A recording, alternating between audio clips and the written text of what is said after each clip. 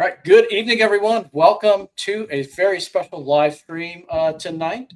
Um, got myself here, of course. We have Ken Stano from History X. We've got Shane from the Buffalo Naval Park. And Tim NesSmith from USS Kidd will be joining us in a moment. Guys, how are you doing? I'm. This is my first time being a guest on a live stream like this, so it's like, yeah, this is pretty good. Right? we were talking about that right before we went live, and I mentioned the only time I've ever been a guest was coincidentally with Shane. That's right. We connected and we did that a live stream. Man, I wish I could remember, James, when that was. 8 months ago? 5 months ago? I can tell you if I remember the date correctly. Was the sinking of the Juno November 13th? Yes, that's the day. Yes, that's the day. So we live streamed on November 13th. Oh wow, it's been that long already. See, I wouldn't have imagined that. Right. So what we've got going on tonight is, and again, Tim will be joining us momentarily. Ken and Shane, you guys came down to Louisiana with the intent of going to see the kid in the dry dock, and we're going to be talking about that tonight. And hopefully, Tim won't be too much longer. It was great to have lunch with you. Like it was, Likewise. That was a very unexpected thing. That was a nice surprise for myself. I won't, I assume Ken would say the same thing, but yeah, that's it was a good time meeting you, James. Matter of fact, I thought I might have a picture of us having lunch together, but no, it wasn't in that. So yeah, but yeah, it was a nice time meeting you, and James was very nice. He gave us gift bags. Oh my God. I've actually already been using that crazy Cajun seasoning that you gave me is like, yeah, I think Tony Satcheries. Yeah, Tony Satcheries. Yeah, whatever it's called. I used that with my dinner tonight, my salmon and asparagus before I logged on. So yeah, you were real generous, and it was nice to meet you. Yes, my pleasure. And I tell you that beef jerky, this is not a sentence that I thought I would ever say today. I'm not a huge fan of beef jerky, but that beef jerky from Bourgeois Market was like awesome. Amazing. Well, good. I'm glad to hear that because I tell you, people from all over this area of the state will drive there just to get that jerky. Yeah. It was good. What was it called again? It's just beef jerky. It's a local place in Thibodaux, Louisiana, which is north of Houma, and it's called Bourgeois Meat Market. Yeah. So yeah, and you guys know how to eat down there. Me being from Minneapolis, it was all the food and everything. That was totally different. Yeah, it's one of the reasons why we have one of the highest obesity rates in the country. Yeah, I felt like, I felt full the whole time I was down there. And it's like, even like when we hadn't eaten in 4 to 5 hours. But you know what? It's comfort food. It goes with the hospitality. How can it go wrong? When in Rome, do what the Romans do. Yeah, it was a good time. Yeah. Looks like we got an extra friend joining us, guys. Who's that? Hey, Tim's here. What's up? Oh, these guys? Oh man, I've heard of them.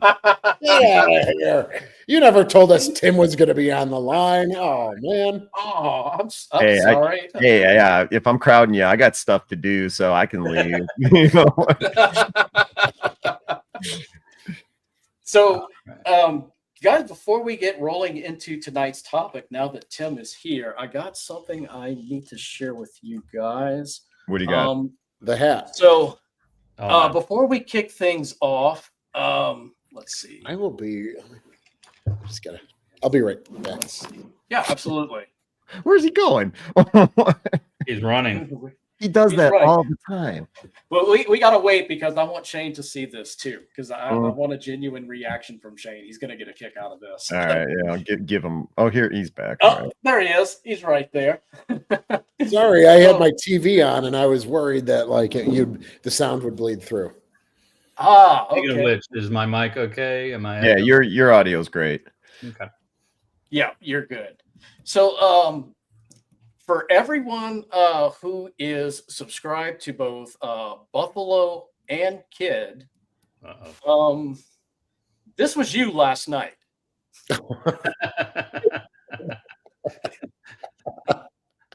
Oh, I get it. Oh, okay, I get it. Yeah.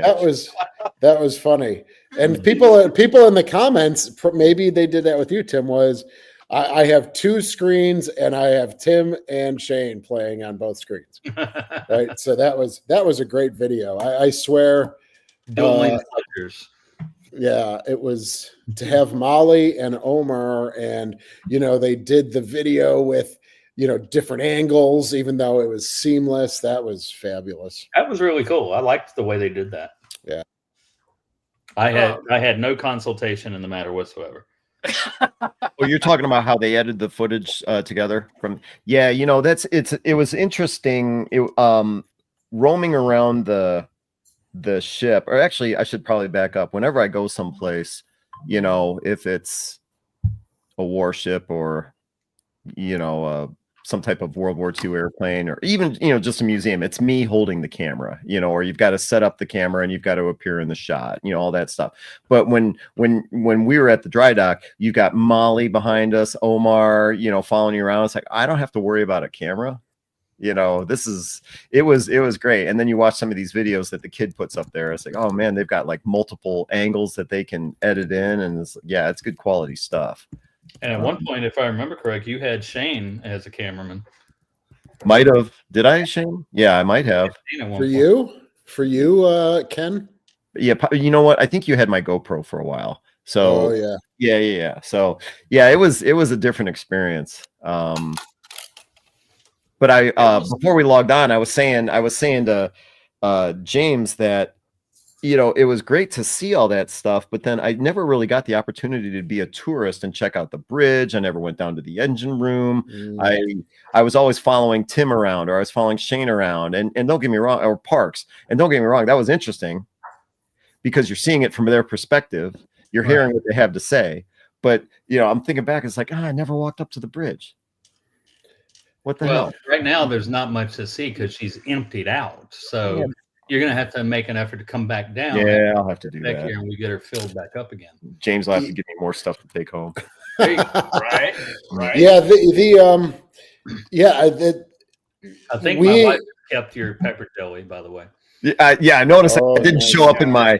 I have. I was like, hey. So James gave me a jar of like something called pepper jelly. I'd never heard of it before. The only problem is it was larger than 3 ounces, so I can't take that on a plane. I don't check my luggage, so I left it behind. And Tim says, no problem, I'll ship it to you. And I'm going. A couple days ago, I might still be able to liberate it. Now it's been a week. Now it's been 2 weeks. And it's like I'm not. Hey, don't worry. If your wife is keeping it, that's fine. That's fine. That's the story I'm going with, at least. Yeah. I left mine a jar of pepper jelly for the hotel housekeepers. Oh, they probably just threw it right away. It was. They can tell it was.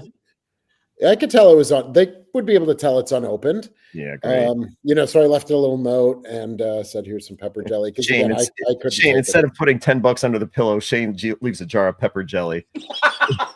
As a tip for the housekeepers. It's like we don't want that. What is this guy from Buffalo? It's a practical. It's a practical thing. They could take that home and have it for a snack. Right. Hey, hopefully they enjoyed it. Yeah. Right. That's what I'm hopeful too. I'm sorry. Did we just take over the broadcast? James, please go. This is what happens.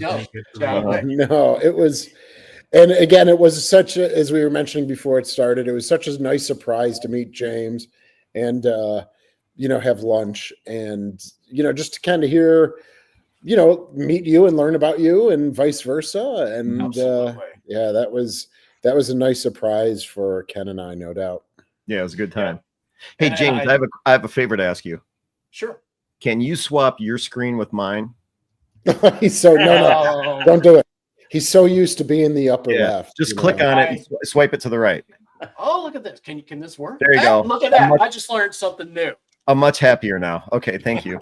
Of course. Yeah. So, gentlemen, again, this live stream is about you guys coming down to Louisiana, coming to see Kidd in dry dock. I believe this was both of yours first experience being in a dry dock. Shane, I know this was your first time to Louisiana as well, was it not? Yes. I had visited the COD a little bit, the submarine in Cleveland. I had gone down for a day, and not even, right? Maybe 3 hours in 2021 when Paul and Evan had the COD and dry dock, because we were beginning discussions with Don John in Erie, Pennsylvania, around that time that they were going. So we visited the COD. We got to walk through down by the keel. Was that the first time you had seen a museum ship in dry dock? Was the COD? Yes. It seemed to me like the COD seemed to be, of course you got to understand, I'm new to the museum ship community. So you guys have been around for a long time, but it seemed to me like the COD was the first to go into dry dock in a long time. No? No. Okay. Who before the COD? Oh, I've got a whole list of them. Somebody had asked me that at one point, so I researched it, but I don't have it with me. But Slater went in 14 and again in 2020. Yeah. Well, that 14, that's 10, 11 years ago. Right. Yeah, the COD was dry docked. Oh, was that 22? 21. 21? Yeah, that's 21. right. Paul was given. I was going to ask that same question. Paul was given the after action report in Mobile at Hensa. Okay. And yeah, so there's like ships like the Slater that have just a regular schedule. Pampanito goes in every 5 years. Yeah. You're kidding me. They sit on Fisherman's Wharf and they just rake in the money and from all that traffic. Is that what it is? They stockpile it and set it aside for a dry dock fund. Yeah, Mark, the COD is a submarine. The COD is a Gato class submarine. Mm-hmm. Mark asking that question. So guys, Tim sent me some photos. Ken has sent me a few photos as well. I tried my best to kind of put these in the chronological order in which they were taken, and this is where we start off with. Oh yeah, Waffle House. Yeah. So this was really cool. I was telling somebody on Friday who asked about the trip, how it went, and one of the most impressive things I can say was the hospitality. When I showed up, I flew into Baton Rouge. Probably, I think my flight deplaned at about 8:30 in the evening. And Tim was right there to pick me up. So, you could say, oh, yeah, the ship was cool. It was great to see this, great to see that. I'm going, no, everyone's just so nice. So Tim picks me up at the airport. Shane's in the car, and we immediately go to Waffle House. I'm going, this trip just got a hell of a lot better. So, yeah. Yeah, and that was the first time we met Omar and Molly. And so, right. And you can see that table is pretty tight. Yeah, and it was the first time I'd even met Tim in person. It's interesting because you do so much with somebody, all the live streams and Tim and I talking, behind the scenes on the phone. Anytime Tim calls, I immediately take his call. And but I come to realize I'd never met the guy in person. Right. So but it's like your old friends once you guys actually meet, because you've done that so much stuff. Yeah, kind of. But yeah, we kicked things off at Waffle House. It was a good time. Yeah, that was good. Waffle House is a standard that when I'm in the South, which isn't very often, but it's like I got to go to Waffle House because we don't have any. We don't have any up here. I think the closest one is like we don't have Waffle House in Minneapolis, and and we don't have grits, and we don't have grits. What's your poor soul? Red beans and rice. You poor soul. I know. Yeah. Oh, right. Red beans and rice. That was another one. It's like everything has red beans and rice with it. Very tasty. Yeah. Do you want pancakes? Yeah, pancakes would be great. You want red beans and rice? Really? No, I don't. No, why? No, it's like, yeah, everything has red beans and rice. You guys will get a kick out of this. I kid you not. Every buffet that you go to, like the local buffets, all of them have crawfish. Somehow, even when it's not crawfish season, they all seem to have crawfish, right, Tim? Yeah, and that's a little dicey, and I don't go near them when it's not in season. Right? Yeah. Yeah. So Oh yeah, there's a whole series. Molly's Oh, look making at all Molly's face. Don't make her angry. You wouldn't like her when she's angry. Oh, I think that's when she was like posting to her Instagram or something like that. Yeah. Nice. Yeah, so that was a very Quite a good few. night. Now this was You nice. must have got all these from Molly. Yeah, Molly sent I me just quite a sent you few. the one. Yeah. Here's the next day. I'm assuming this is you guys Oh going my to dry God. dock. Yeah, but so it takes 2 hours to get there. That's Tim, you all. drive You know what? I'm slow. just gonna leave it at that. It takes 2 hours to get there. Tim drives slow. No, Tim was a very good Drives the driver. Speed limit. Yeah, Tim was a good driver, but Speed limit. so yeah, Shane and Tim were up front, and then it's me, Omar, and Molly in the back. And yeah, that was tight. But not for Tim or myself. I know we were very comfortable. Very, You guys got very the good comfortable. seats. But yep, see, there I am, happy. Yeah, it was what, 70 degrees that day in the car? 72 degrees. In the car? it was comfortable in the car. Oh, okay. In the car? Wow, really? Yeah, it was comfortable in the car, but then you start walking around, it's like it's so hot. Thanks, Norbert.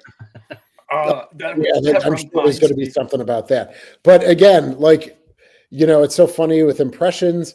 When I'm looking at Houma, Louisiana, and people are like, oh, it's in the bayou, and I didn't know what to expect, and there's gators on the side of the road and in the streams and all that stuff, and there's dead armadillos, and I was like, oh boy, but it exceeded expectation for me. You were expecting to have to get in a rowboat to get to the dry dock, weren't you? Or one of those air boats, whatever, with the big No. fan on the back.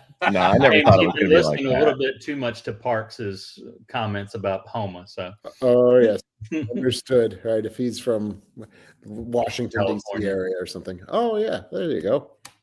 That's a nice one. So I don't know how successful. Yeah, no. But look at this picture. Hold on a second. So you see Molly, all right? Okay, and I don't know what that expression is all about. Okay, but to see how tight it was, that's my right arm. Right. Oh yeah. So it's like we're all sitting on top of each other, and then Omar's on top of me. It was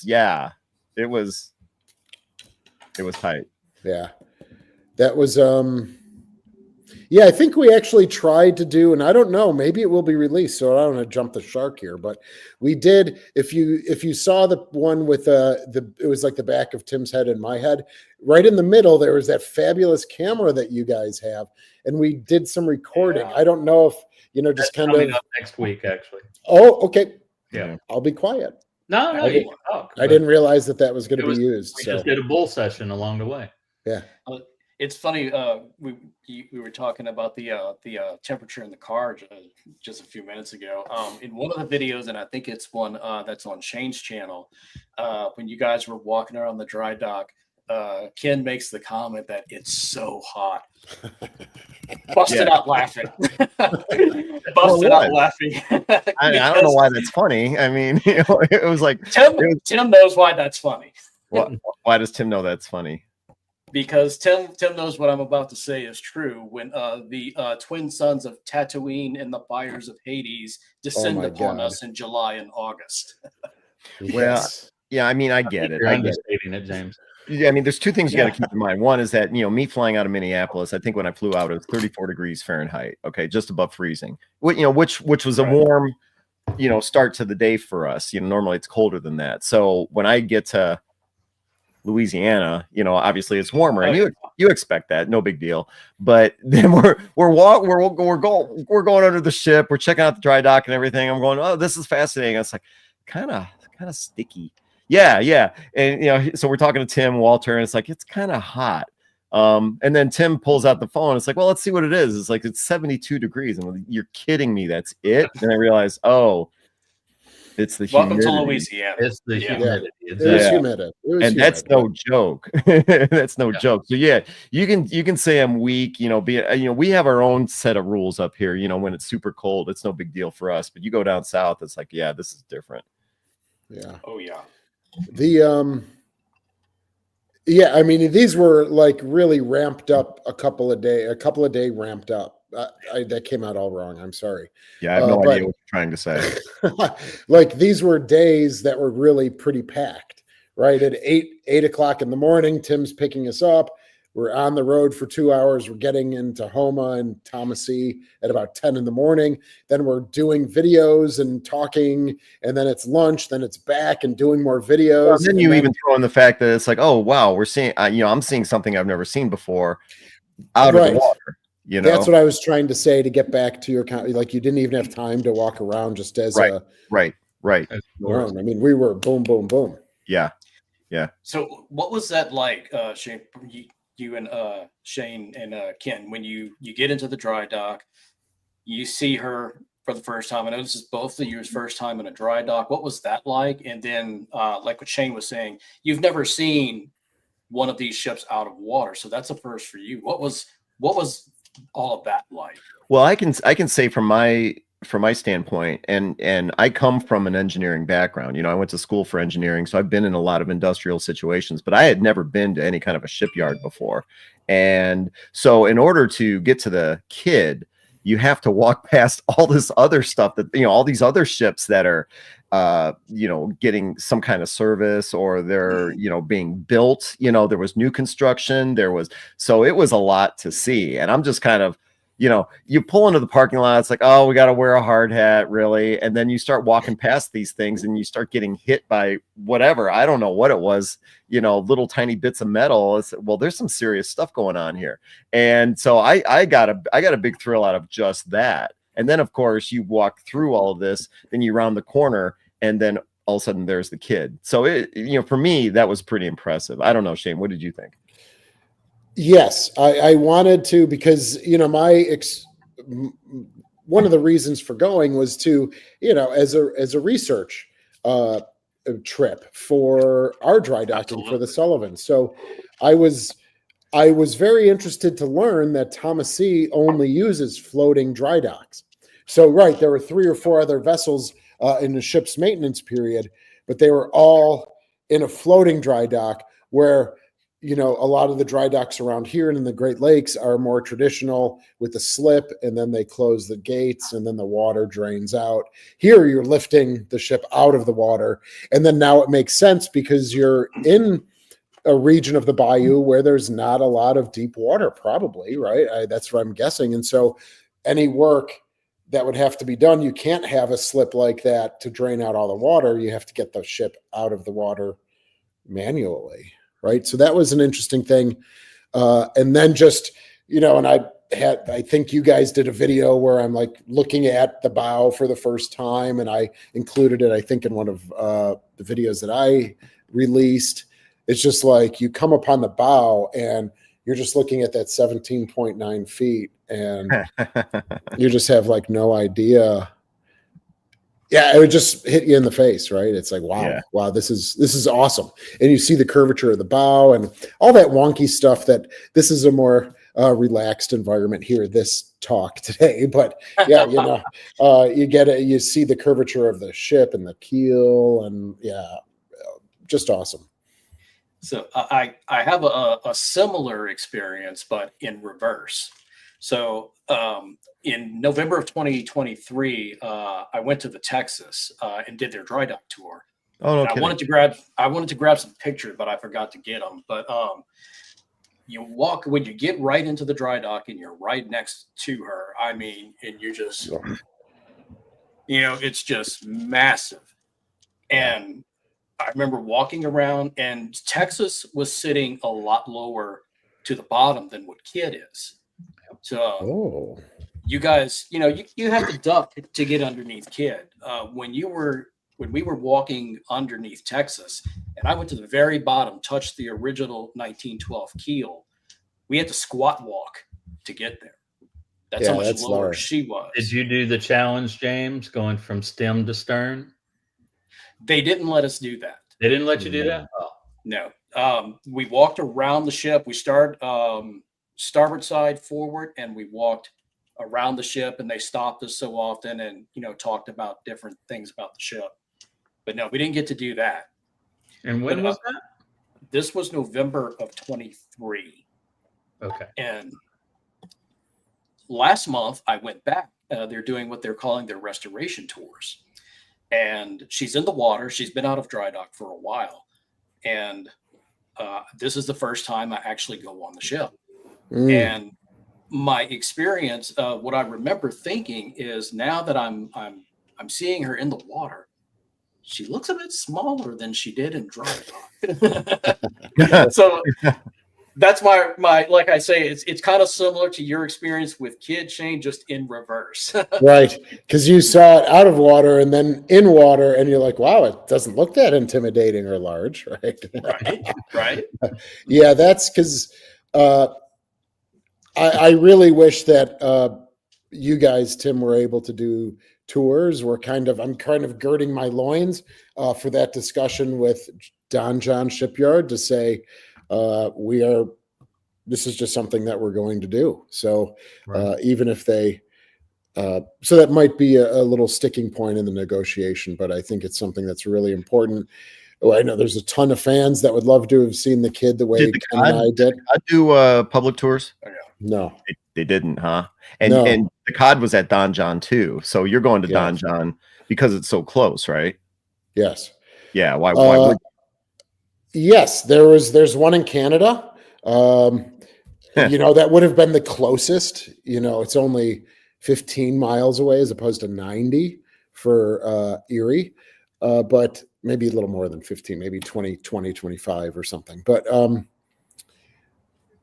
so I think that's why we've had discussions with Texas, and then certainly tacking on with Ryan, because that's building a precedent.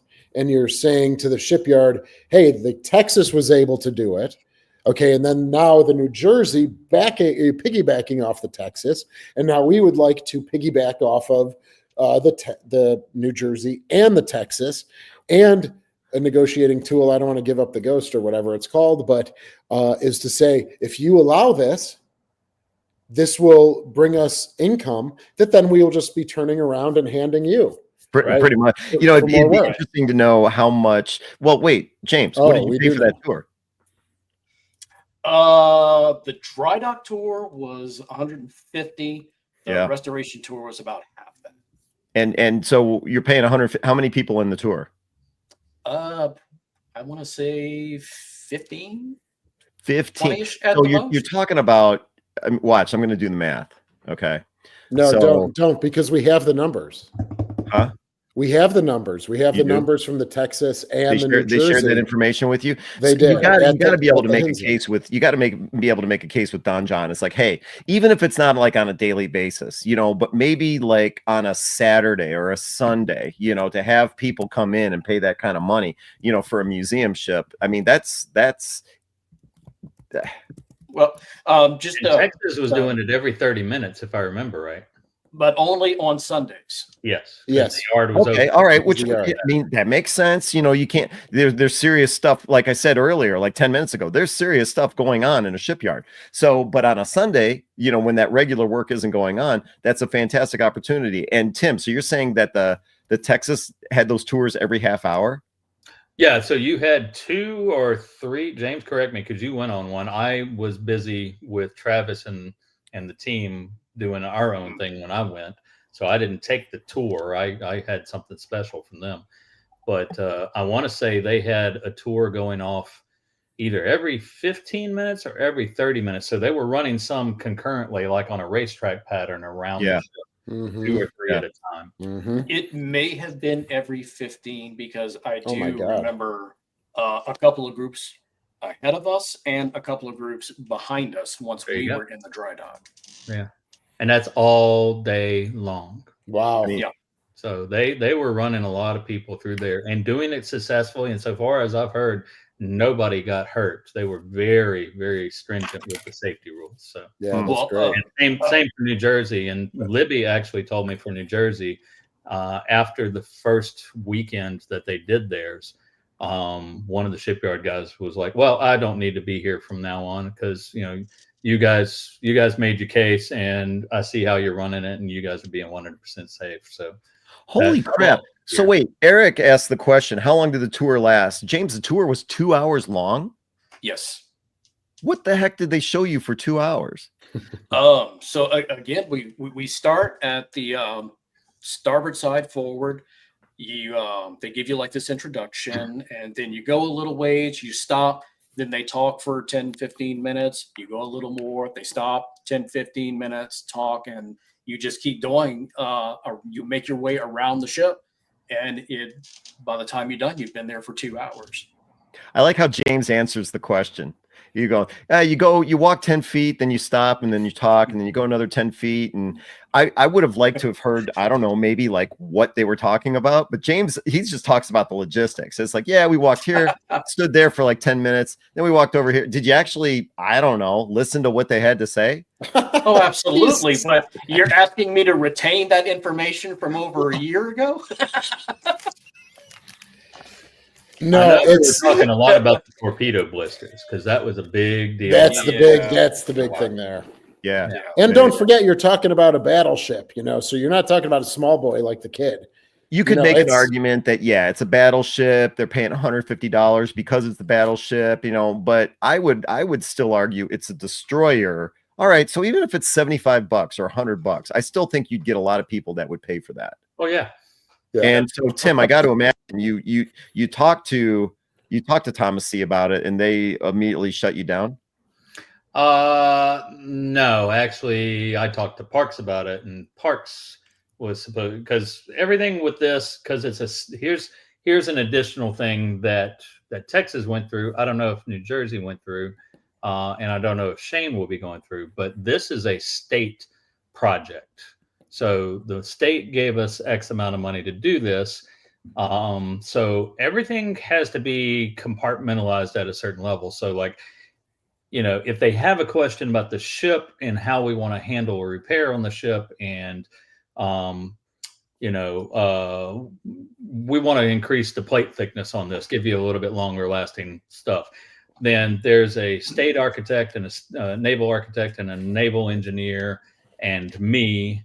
And we talk it over, and then we bring it to Parks, and there's this little small committee that has one of our board members, has Parks, has a member of the facility planning and control for the state, and they then take our recommendations and go from there and negotiate with the shipyard if there's any negotiation, or revise the contract if we need to revise anything.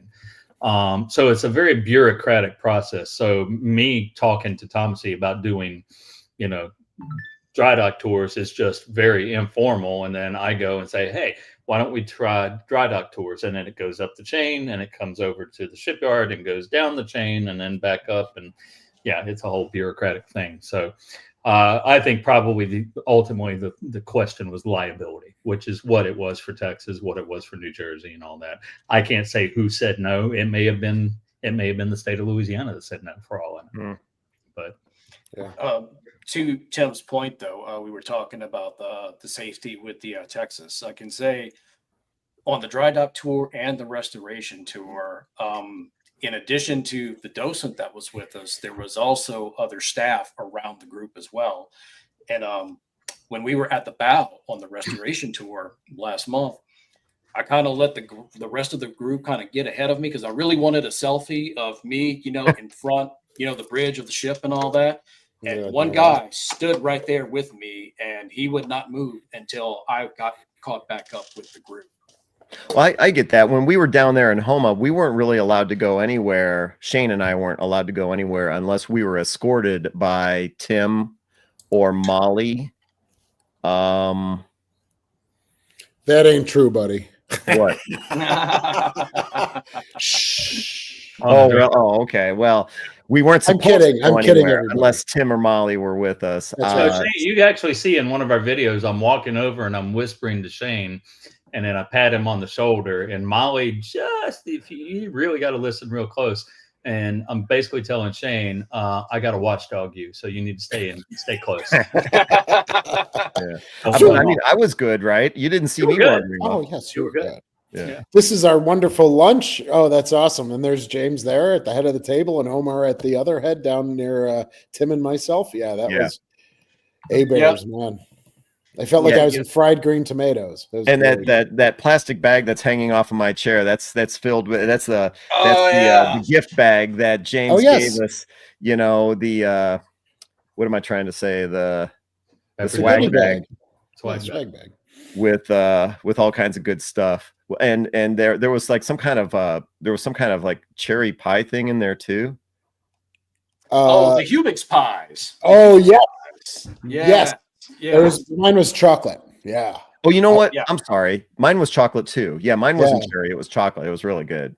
I downed that like right as soon as I got home.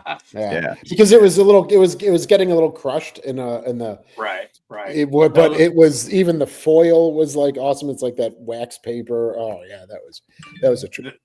But if you take a look at the table and everything, like if you look at in front of me, it's like, oh, would you like a pie as a dessert?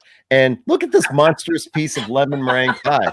I mean, the food down there is ridiculous. And you see, like, I've got half a plate of red beans and rice. I just couldn't even touch. Now, if you take a look at my plate, that has my peanut butter pie dessert. That was there's not much left on Shane's plate, right? Shane was a trooper. Shane powered through it. Wait, how are you zooming in? I know that's awesome. I know, like James figured out how to zoom in on StreamYard. How are you doing that? I am using my mouse wheel. That's it. Yeah, that's it. All right. Wow, Ken, you're gonna have to, because if that's a true thing, Ken, when you put up pictures for when we're doing Museum Ship Mafia, that's really helpful. Let's take a look at everybody's plate. Let's see. No. But I mean, Shane brings up a good point, because we've done live broadcasts. It's like, oh, I wish we could zoom in on that. And it's like, oh, here's James. Look, last week, I just figured out how to do video. We did the Langley. The Langley. Thank you. I just figured out how to do video on the broadcast. So it's like baby steps, right? Right. When it's been baby steps. You were the master and he was the apprentice. Now he is the master. Mm-hmm. Only a master video. You too. That's fabulous. You're quoting Star Wars? Star Wars. Yeah. James has actually suggested doing a Star Wars live stream with me. That's a good thought, guys. You should do that. Yeah. Yeah.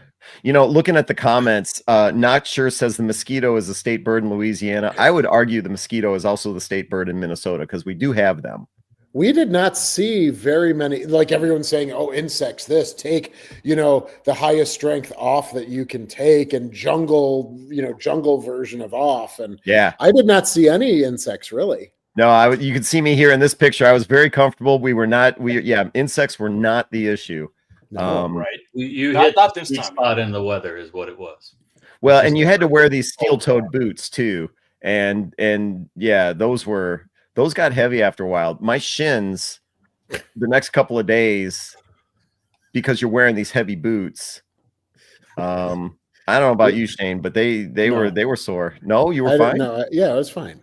Oh, yeah, that's fine. Yeah. But I had composite. I bought composite, not steel-toed, but I bought composite. Again, my background being engineering, I had these steel-toed boots. Sometimes when you go into a production facility, whatever, you have to wear steel-toed boots. So I just had. Let's zoom in on those boots so everyone. Go right ahead. They're Red Wing.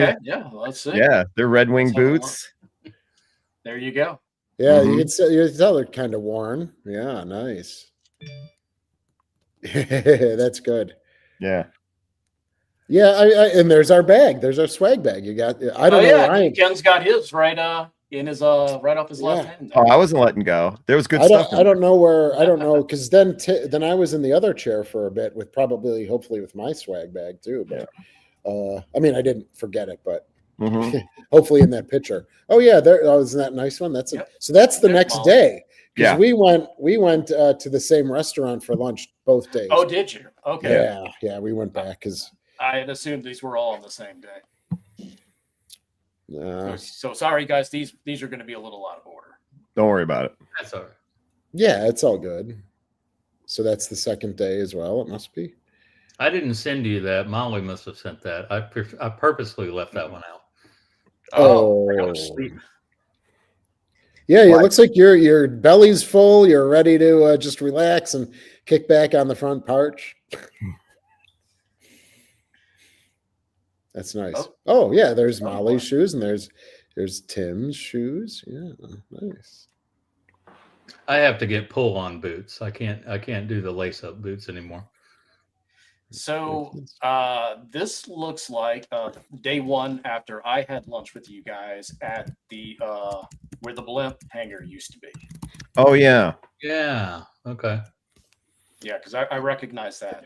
Yeah, that was that was the first day, or that must have been the first Yeah, day. that right? was the first day, That's and after the lunch. that was a treat because it was much bigger than I ever imagined it would have been. And I like seeing places that have historic value and everything. And even though this had been demolished, there's still remnants of it. James, if you're able to bring up like the 13th slide in my presentation, 12th or 13th, you can see the place was just absolutely huge. So yeah, we are no longer at the shipyard here in this picture. We're now on the grounds of what was that place called, Tim? Oh, that's a nice one. Naval Air Station Houma. Yeah, Blimp hangar. Place is easy. And Tim did invite me to join you guys on this one, but unfortunately, I couldn't make it. So no, we were good. We were good. Give him a smack. Can you give him virtual smack, James? For God's sakes. You're closer to him, Shane. I may have you That's take care of true. that for me. That's true. I'll run across a couple states. Yeah, this was 1,000 feet long, right?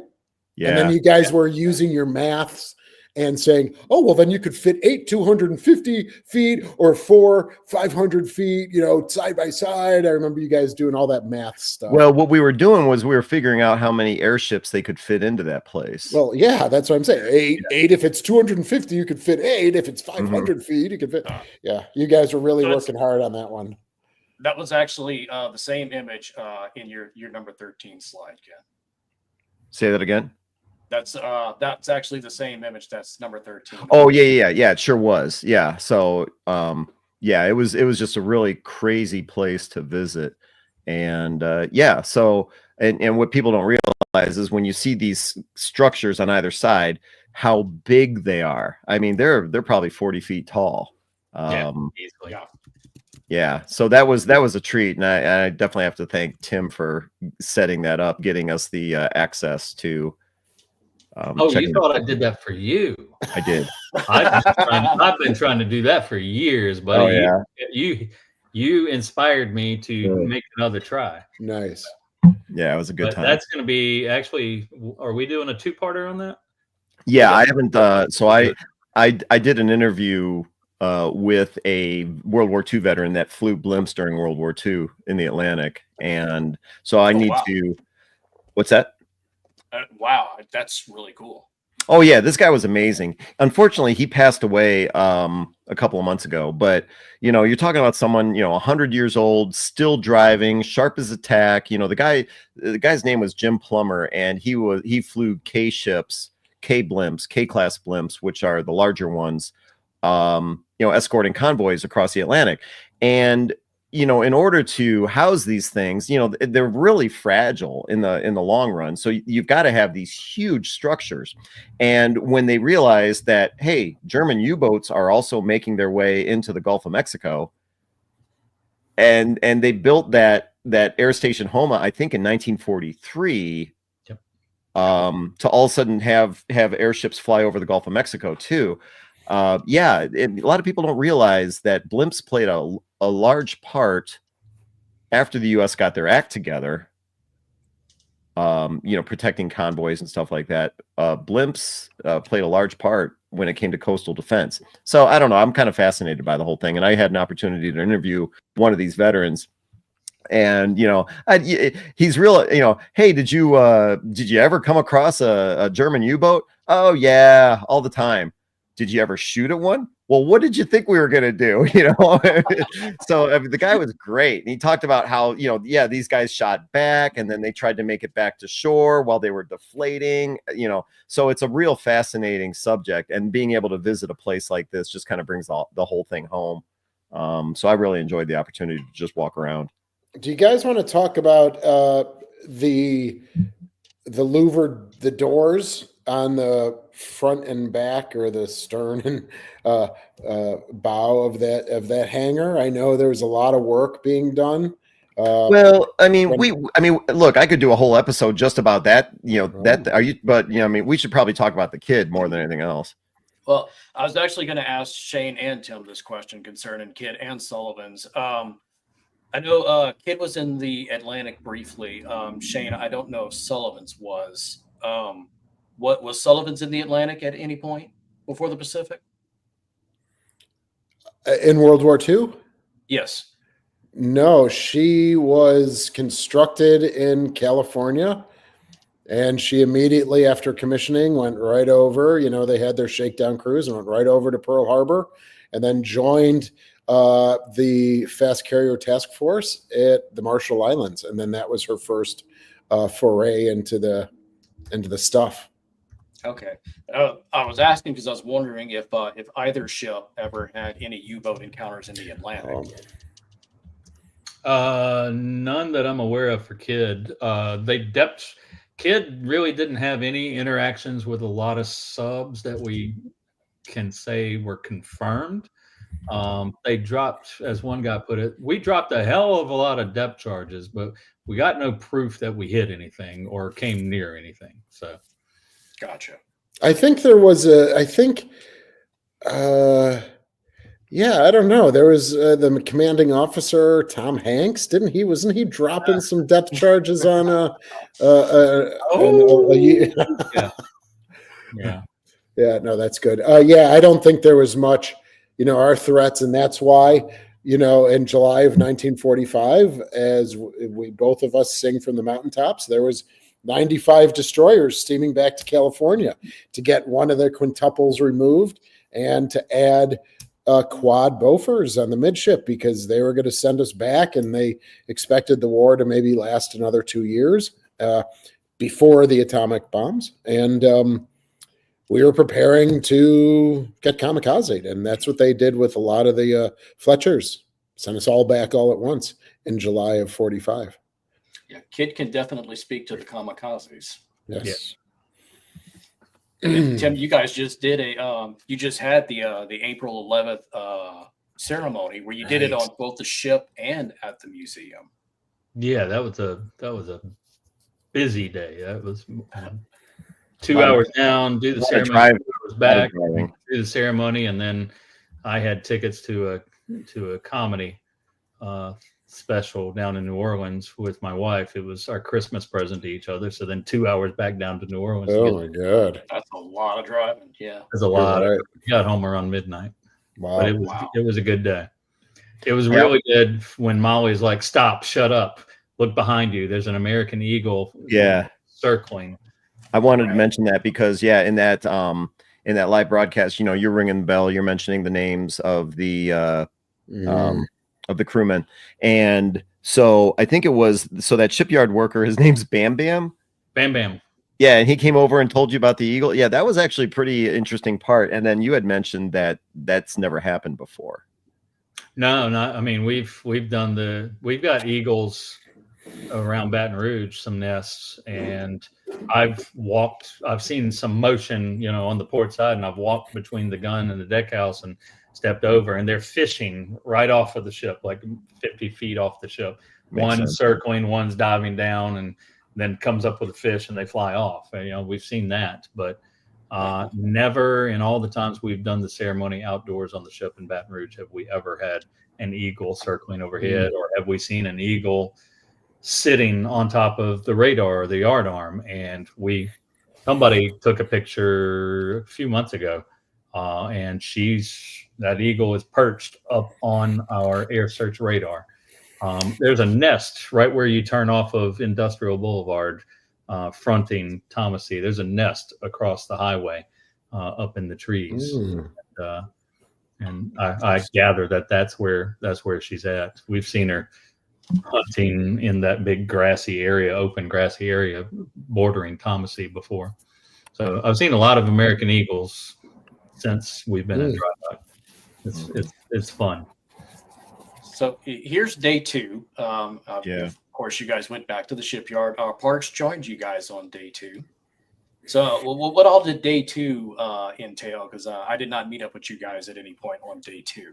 You know, for me, it was a situation where I kind of saw an opportunity, knowing that Parks was going to be there. When, oh man, I think it was 2002. I'm sorry, 22, when they first discovered pieces of a Fletcher class destroyer. They weren't exactly sure if it was the Johnston or whatever. And this, you know, so I had started my YouTube channel in 21. My first video was February of 21. And a couple of months later, maybe 6 months later, you know, channel's kind of growing.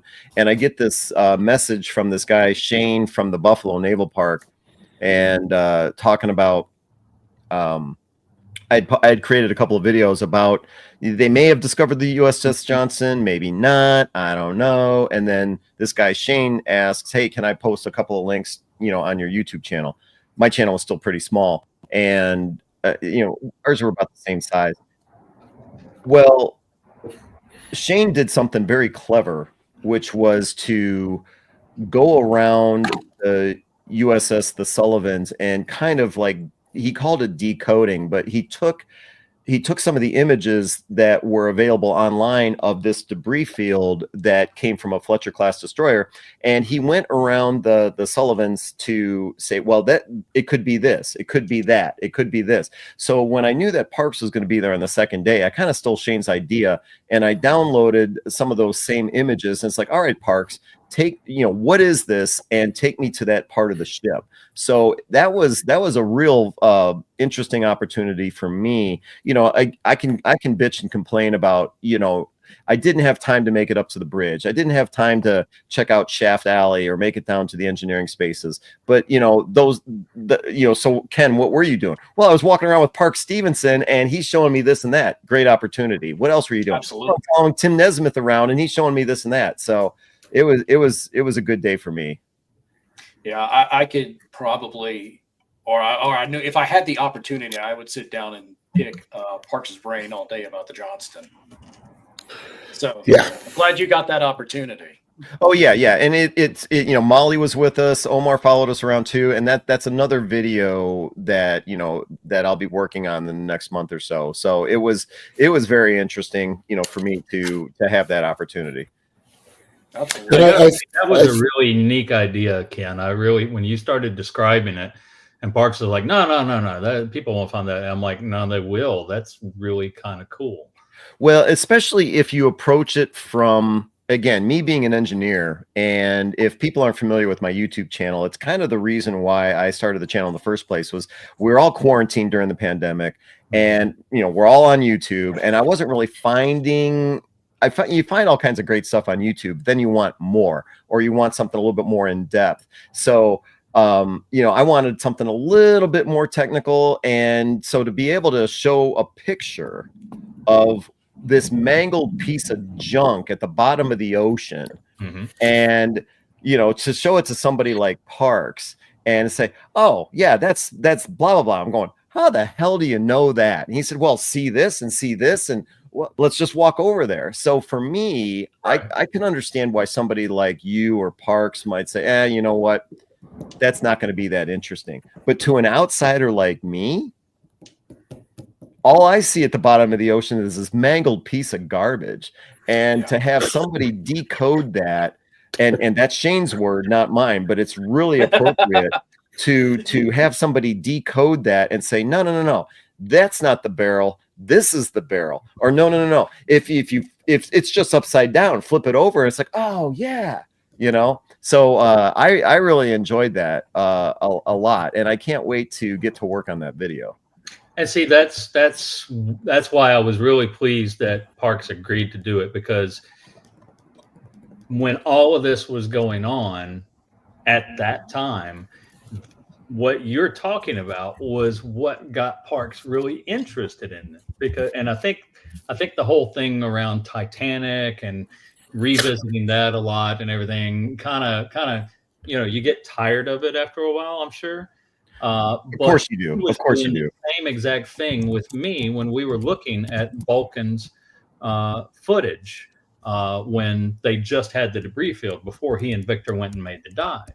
Because they came and looked at Kidd in Baton Rouge, so they would be familiar with the wreck if they ran across the hull.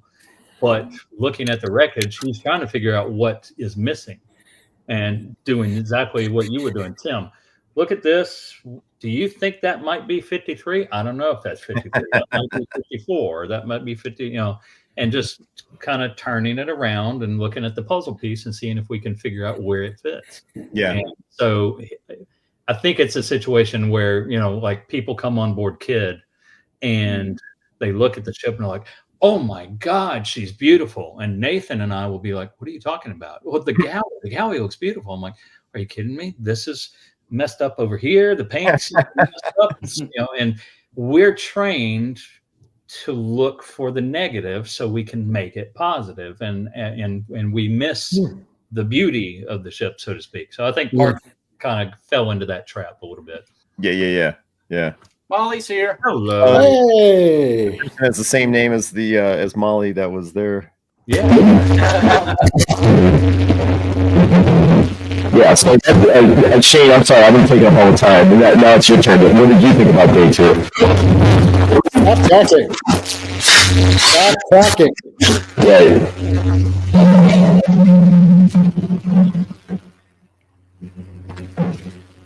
Hey, James, shut him down. You can hear that? Yeah. Oh, yes. I kind of did it on purpose. So I said, Shane. Oh, okay. Okay, then shut it off.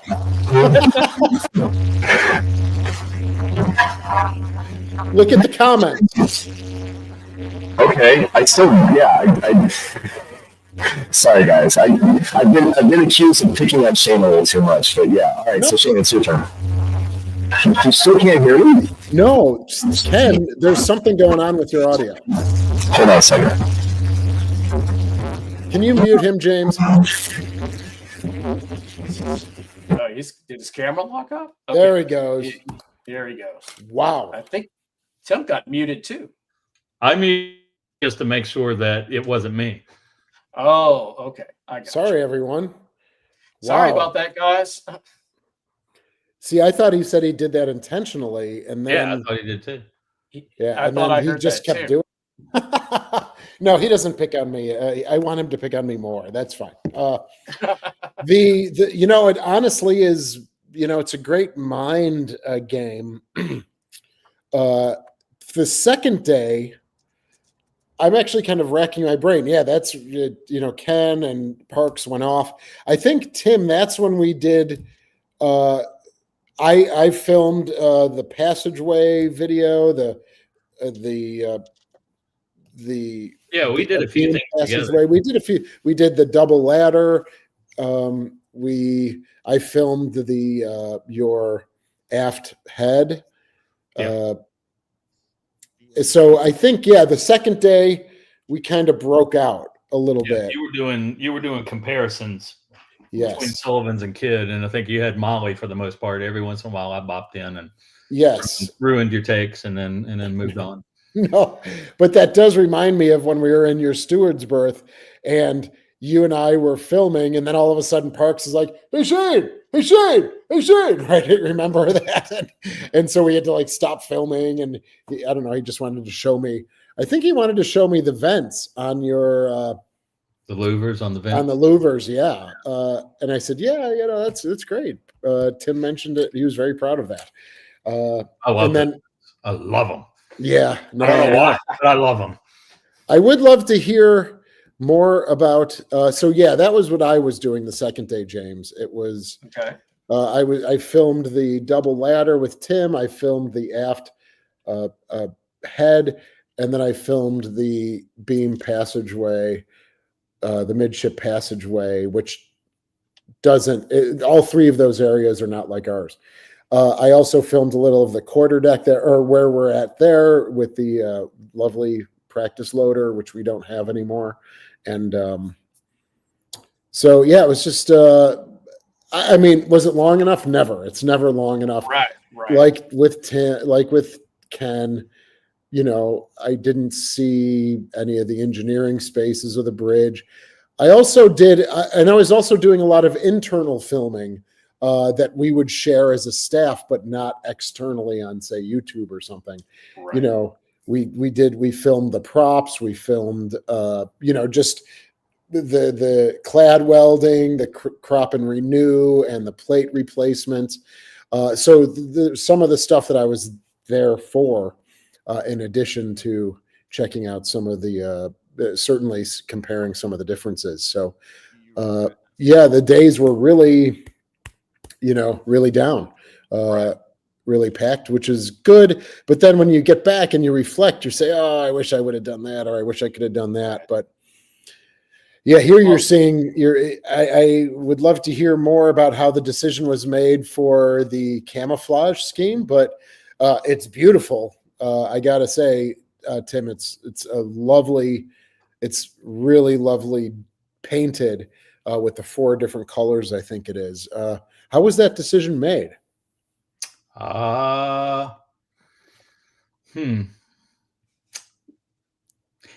Parks wanted it done. Okay. Executive privilege there, I guess, right? Executive privilege. I chose which hills to die upon and which ones not. Yeah, of course. That's great. And we chose a compromise of education.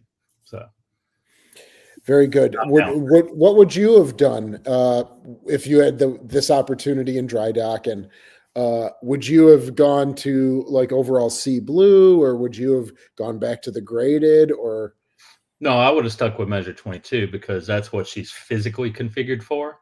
But he wanted to experiment with the dazzle camouflage. There's a lot of folks out on the net that just rave about dazzle camouflage. They want to see dazzle camouflage, and there's people here for years and years who have told me, you should paint her in dazzle. You will have millions of people be coming down your gangway. Okay. And I'm like, no, that's not the case. You're talking a good game, but the end result, a paint scheme is not really going to draw and hold that sort of attendance long term.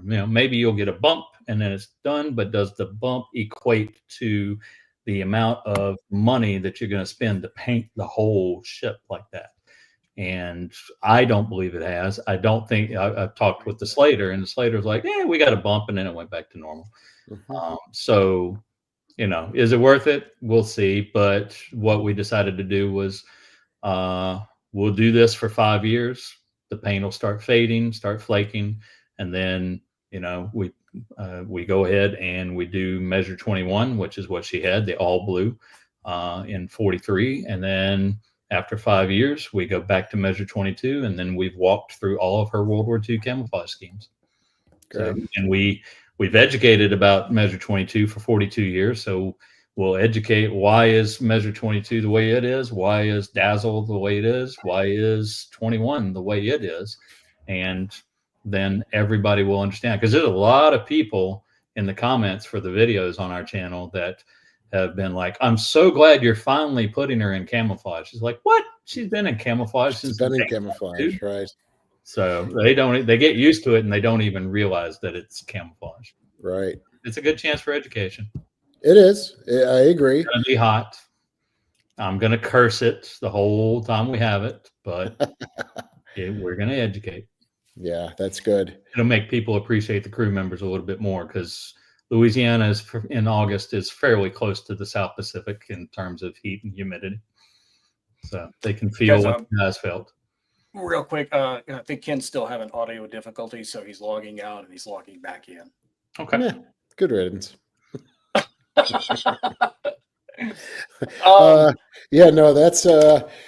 we've talked about that too, and a lot of people who come by the Sullivans, we have her World War II numbers on one side, and then we've got the big white with the black shadowed numbers on the other, and it looks kind of weird. And again, like, everything kind of stopped on April 14th, 2022.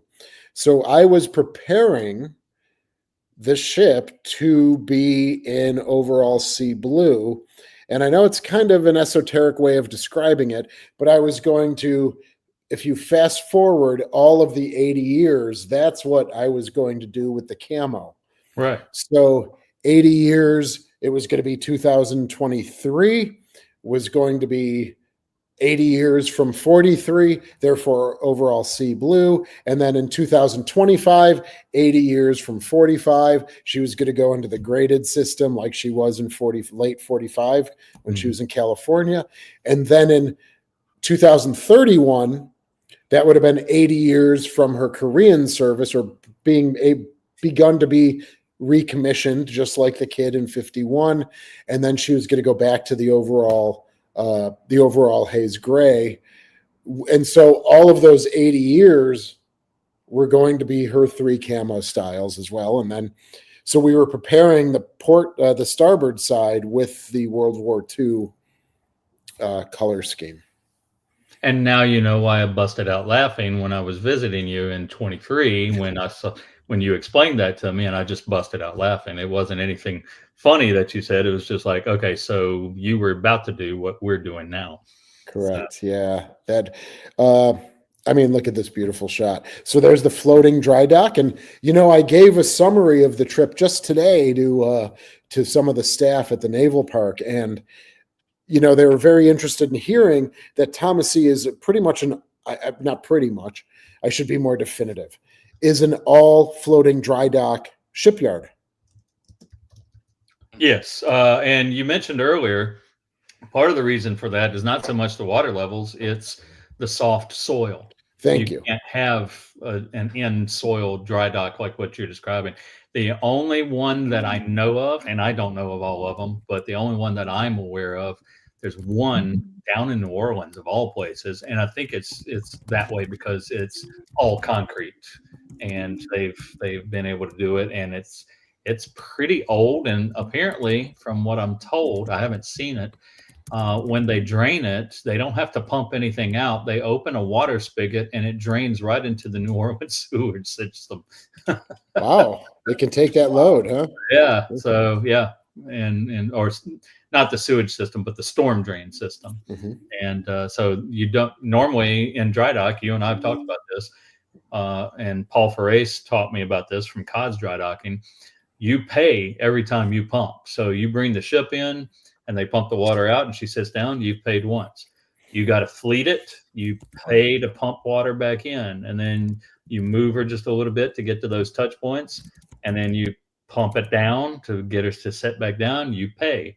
And then when they're done, hopefully that's the only time they have to fleet her, then you fill the dock back up and you're paid 4 different times just to paint and fleet the ship. So thank you. Thanks for that explanation, because I was curious about that. Yeah. Here's one for you, Shane, and you, Tim, as well. Because Tim, you've been to Buffalo, correct? Yes, I went in 23. That's Shane, and then the guys at Cass & Young, Buzz at Cass & Young in Boston. I visited them specifically. Those were the 2 I can't miss these dates. Fall River, no offense, guys, the Kennedy, the Massachusetts, but they were the one that if I had to cut something, they were getting cut, because I needed to see the steward's berthing areas, the ladder wells, how that all worked. And they let me climb all over that place looking for archaeological weld marks and stuff like that. How was it for both of you when you get to each other's ship and seeing, as I understand it, Shane, your configuration is 1962, Kidd is 1945. You're seeing a lot of structural changes. What was that like when you're seeing the other ship for the first time? Well, I think Tim and I said the same thing, because I was just gasping, like I was when I was down visiting Tim, the gang, and the Kidd. I would turn a corner and be like, "Oh my word!" I'm like taking that deep, quick breath of, "Wow, right? And Tim was the same exact way when he came to Buffalo, and presumably certainly the same way when he visited the Cass and Young. And so he would look at me and say, yeah, you got it now, right? And I'd be like, yeah, I got it now, right? Because he was showing that enthusiasm when he was up with us for the Sullivans. And it's not only is the interpretive year different, but I mean, just the structure and the architecture of the ships are amazingly different. And you can talk about it, as Tim and I have, for over 4 years, back and forth. But until you see it, it's and I was trying to explain, because when you put their histories side by side, they're in the same year for everything. Original commissioning, coming out of service, going back into service. They come out in 64, we come out in 65. So I'm like, what is the thing for what is the reason or the method behind these drastic, how we were much more modified? And again, the benefit of being face to face with Tim was that in the 50s, the Kidd was attached to the West Coast and Westpac, and we were at that time in the Atlantic working with NATO and, potentially having real Soviet USSR threats. And so I'm wondering if it's just that little difference in they spent 8 to 10 years in the West Coast, where we were in the Atlantic and in the Mediterranean, actually running fleet exercises with NATO and having the threats 100 miles away. Just off the top, that's kind of what is one of the major differences, and maybe what created that beginning of that division of the modifications.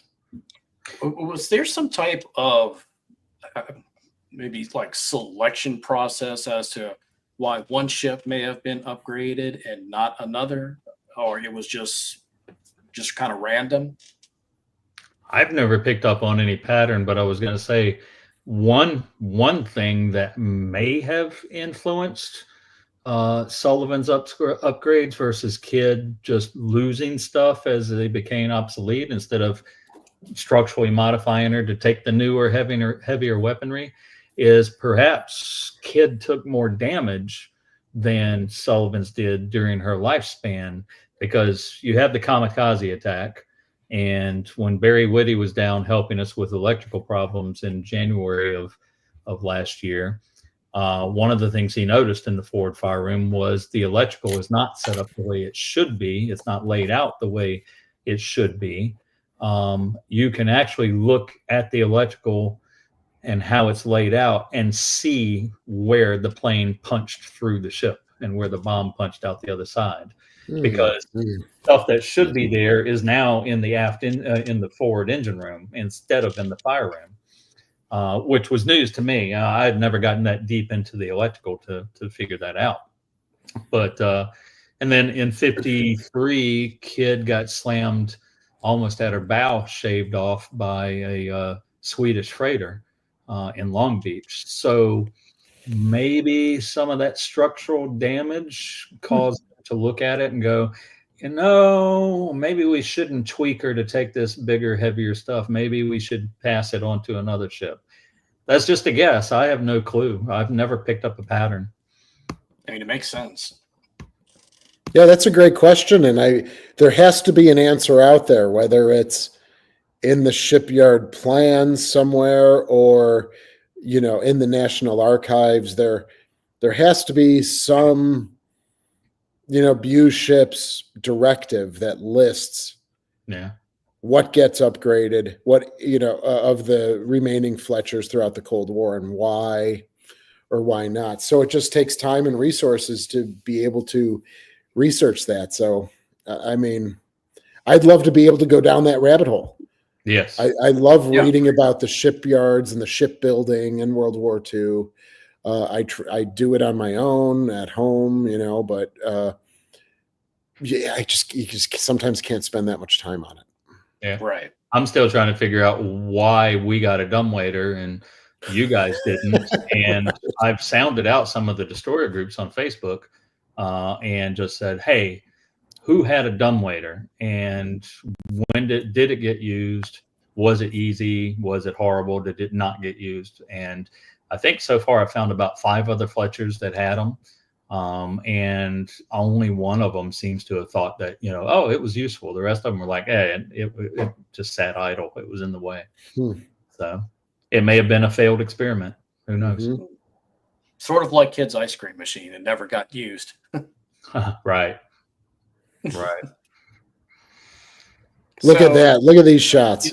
Yeah. These are I think amazing. we should ask James, you should ask Ken about his about going up those ladders up to the main deck. Ken, do you care to elaborate on that? Oh, now he's muted. Still Ken, having your mic is muted. Thanks. Yeah, I was not a fan. Are you guys able to hear me now? Yeah. Yes. Yeah. It was a situation where and I always hesitate to say stuff like this because I don't want to make it sound like the shipyard was unsafe. The setup there at the Kidd, was dangerous. I don't want to make it sound like that at all. But you start climbing those stairs, and the higher up you get, the more they move.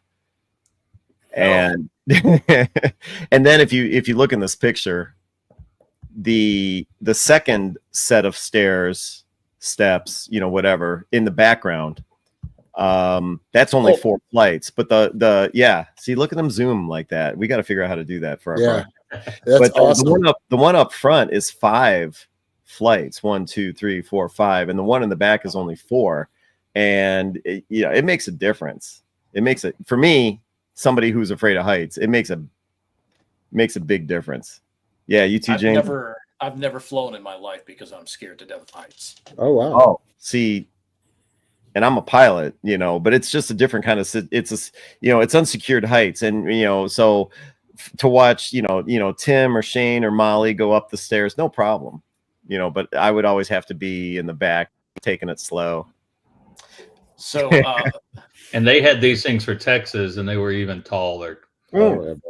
That you know what, Tim, that's a really, really good point. You're talking about at the side of a destroyer, which is a smaller vessel. Then, what would it have been like to have to get up to the Texas, to get up to the New Jersey? Well, theirs was a different type of construction. This is kind of like a scaffolding type of construction. But I'm sure you saw them, James. To me, those looked more like an oil derrick. They had the big, thick piping and everything going up. So I think they moved those around by a crane. I also seem to recall over there they had essentially like a gangplank going from here to the deck of the ship as well. I don't remember that. I do know when I went to see Orlick in dry dock that they had that. You climbed up the outside ladders of the dry dock, like staircase gangway, going up a slight angle going up the wall of the dry dock on the outside, and then crossed over the top of the wall and a long gangway across to Orlick. Here's Molly looking out one of the portholes. Actually, this isn't our porthole. This is the tug Rhea, right? Oh, really? That's Kidd's bullnose right in front of Oh, yeah. I didn't even realize that. Yeah, there's the prow right there. Yeah. And neat little tug. Beautiful little tug. Hey, is there a way for me of screening? Oh, look at that. Yeah. I think I totally. She photobombed me in when I was doing a video, and I think I don't know if I accidentally did, or this was an artistic shot maybe that we were working on. No, it was literally a situation where I was taking a picture, and then you just walked by, and then you just looked in. You're literally walking by. You didn't know what's going on. There's nothing artistic about this. Okay, gotcha. It was all planned. Is there a way for me of sharing a screenshot somehow? I don't know. Yeah, if you go to the bottom and see where it says present and the plus sign. Oh, yeah. Yeah, that's what you want to do. Yeah, Jolie, you're right. Dry dock was scary in certain situations. Other parts, it was fascinating. So it's a little bit of both. James, can you go back to the shot of the Kidd in dry dock? Because I want to point something out to Jolie if we can. Absolutely. let's get that. So Jolie, there you go. So Jolie, if you look up high, you see cables coming across at regular intervals. So not only is Kidd sitting on the keel blocks there, but she's got cables at regular intervals coming off both sides of her, lashing her to the walls. And then if you look, James, can you zoom in on our docking collars? Let's see. Right there, yeah.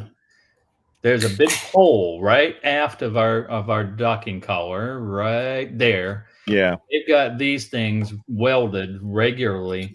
Well, I'm sorry, not that. Go down a little bit, James. I'm sorry. Yeah, so you've got the big triangular metal piece right there. They've got a couple of those strategically located, and then fairly regularly.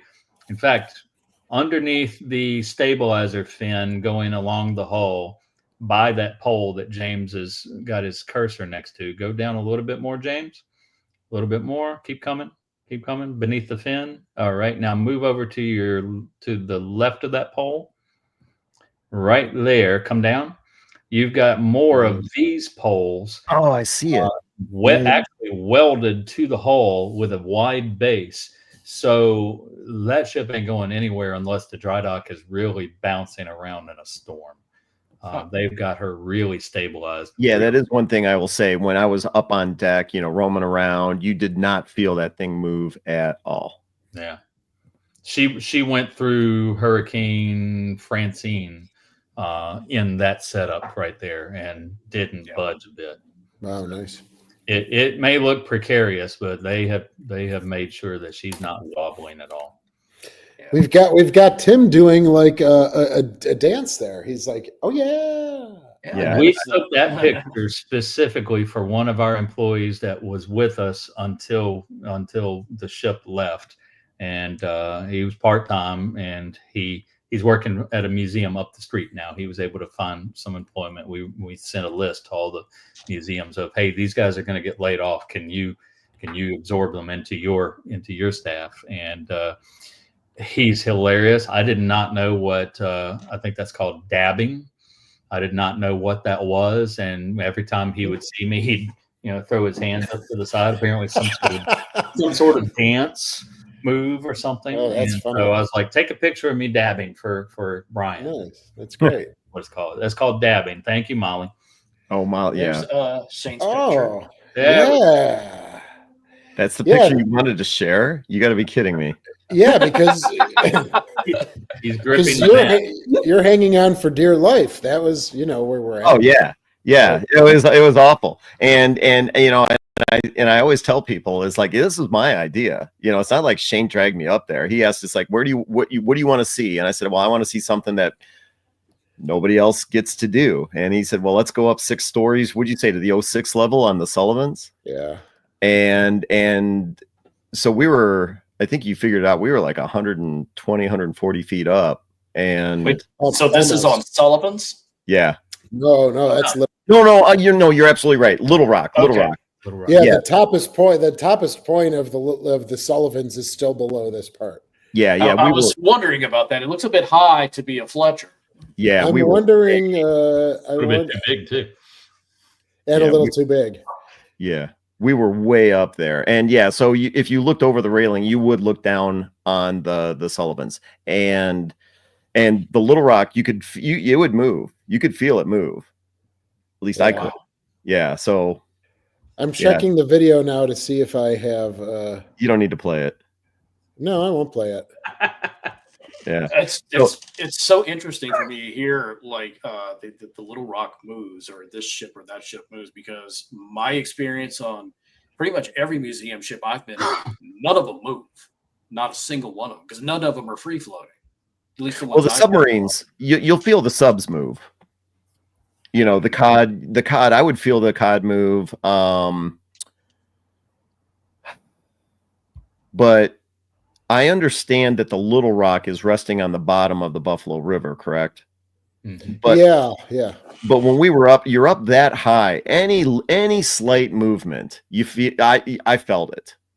I felt it, and I was maybe gonna you know, say, I maybe it would was wager it's just the mast flexing in the wind because I'll be on top of Kid in the middle of summer when she's in the cradle, high and dry, and I'll get all the way up to the SC 3, 2, whatever it is, radar, this air search radar at the very top, and I'll be sitting underneath it taking pictures, sitting down, you know, legs wrapped around something, and I can literally hold the camera still, and I can see movement, lateral movement to either side. Just that single pole mast flexing. yeah. Which is why they put those tripods on Sullivan's, because the bigger the stuff, the more there's going to be, you know, movement. So heavier stuff, they needed more support. Otherwise, it would snap that little pole off.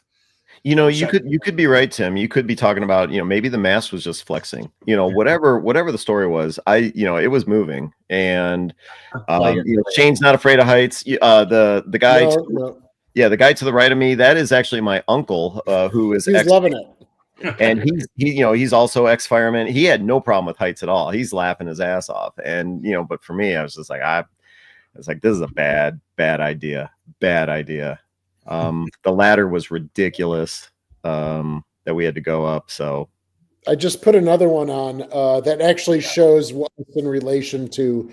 There you go. Oh, so there's the Sullivans right there. So that we are almost level with the ANSPS 10 radar there. Yeah. My only go ahead. Sorry, go ahead. No, go ahead. I was just going to ask Ken, for you, because I'm not fond of heights, but I'm not afraid of heights anymore like I was when I was younger. What's worse for you, going up or coming down? Me personally, it's got to be going down. What about you? Yeah, I you know, because climbing up, you're always looking to see where you're going to step next and everything like that. But when you go down, right, and you've got to figure out where your feet are and all this, yeah, it was, yeah, going up. Now that I think about it, going up was easier. Not that it was easy, but it was easier. And then going down was ridiculous. And Molly's asking the question, how long was that that ladder?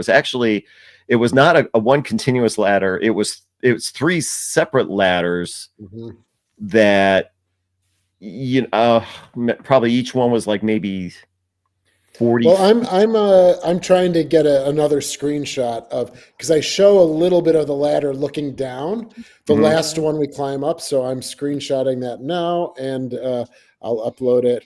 And now we're just going off on every direction like we seem to do sometimes. So it's all good. Kid has 3 ladders. One's on the side, on the port side, going up the mast. Yep. And then you've got one on the direct opposite side of the mast that you step around to, and then you have another one beyond that. So yeah, they're all Jesus. That's the best I got. That was the last ladder. That's about 30 rungs up the ladder. Yeah, sorry, Molly, but yeah, that was I shouldn't, you know, to yell out like that. But yeah, that ladder was.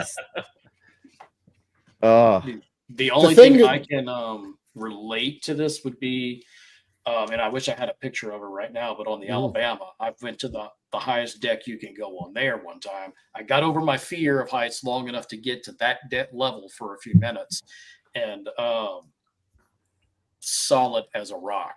I mean, she wasn't budging. I was budging, holding onto the railing, looking down, and I'm like, okay. After about 10 seconds, I'm like, yeah, I'm good. Go back down.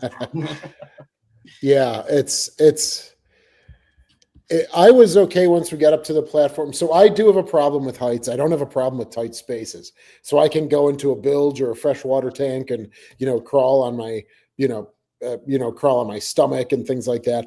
But coming up and down this ladder, I was a little wobbly because it's narrow, and you go down, you're hitting 2-inch steel. I mean, that's it. You're done. Wow. So yeah. But you know, it's something that I can also say that it's an opportunity that you can't pass up, right? If people ask me, why would you enjoy going to Baton Rouge, Louisiana, or Houma, Louisiana to, wouldn't you rather go to the beach? Wouldn't you rather, go to the mountains, or, whatever. And for me, you could just say, it's like, well, great. You bought a plane ticket, you bought a ticket, like, or you got a hotel room, on the beach. Anyone can do that. Right. Anyone can do that. But for Shane, and this was only the second time he was up there himself, for Shane to offer the opportunity to do this, it's like, how could you pass that up? And Absolutely. yeah, so looking back, I'm really glad I did it. Good. But when you showed the picture of the ladder, it was just immediate freak out, because it's like, I remember that stupid thing. So when you go visit these ships and they say, hey, maybe I would have a fear of walking under this, thinking about all the weight and everything. But why wouldn't you do that? Because not everyone gets these opportunities. Hardly anyone does, actually. And so that's kind of why I enjoy this. You get these opportunities. Now, full transparency, Shane, if he has no problem with tight spaces, and if he said, hey, do you want to climb down and get, in this super tight thing, as no, I won't. I won't do that. If anyone has ever watched the cave exploration videos on YouTube, I will watch those, and I just immediately shake my head. It's like, why would you do that? Why would you do that? I don't know. Yeah, there's some serious horror stories with cave explorers where they get stuck and they can't get out because they're head first.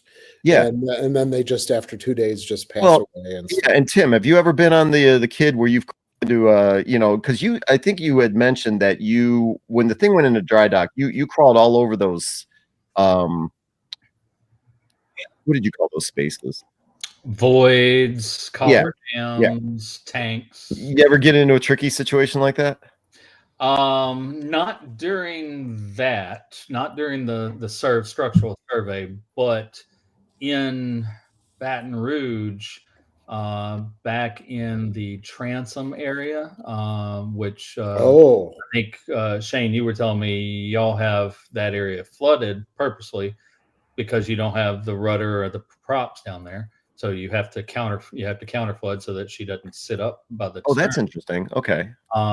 Those areas, you open up that little hatch back for us. It's back in the armory area, and it's a little tiny oval thing. And you pop that open, and you step down into that void, and it's just tall enough to where I'm short enough to where I can't just step down. I have to balance and then drop maybe 6 inches, and then I'm standing with my shoulders out of the thing. Yep. You squat down and you look, and the oval lightning holes, it's nothing but a bunch of grids of metal dividers going all the way port to starboard, all the way from where you're standing aft to the very end of the ship. Maybe, what do you think, Shane? Maybe about another 30 feet, if that far. Yeah. Yes, because it goes right from the back of the ship, forward pretty far. And you know what? Out on the deck, not that far, but you're down in there, and it's literally shoulder width on all 4 access points, and you've got an oval lightning hole on each side. And I was trying to get a little bit of water out to determine if it was condensation or if it was a new leak. So I'm maneuvering a pump through there, and there's literally no room. You curl yourself into a pretzel and slide in. Yeah. And then it's like a knife edge. It's not sharp, but it's just maybe like that thick. And it's probably the thickness of the edge of that porthole. Yeah. It's like you said. You're laying on that. Sharp. It's not sharp. It hurts. But lie on that for 10 seconds. Right. And then you can't do much, because once you get, say, your waist through it, then now you have nothing to push with. You've got to pull with your arms. until you can get your knees through so you can draw your feet through and get your foot back down.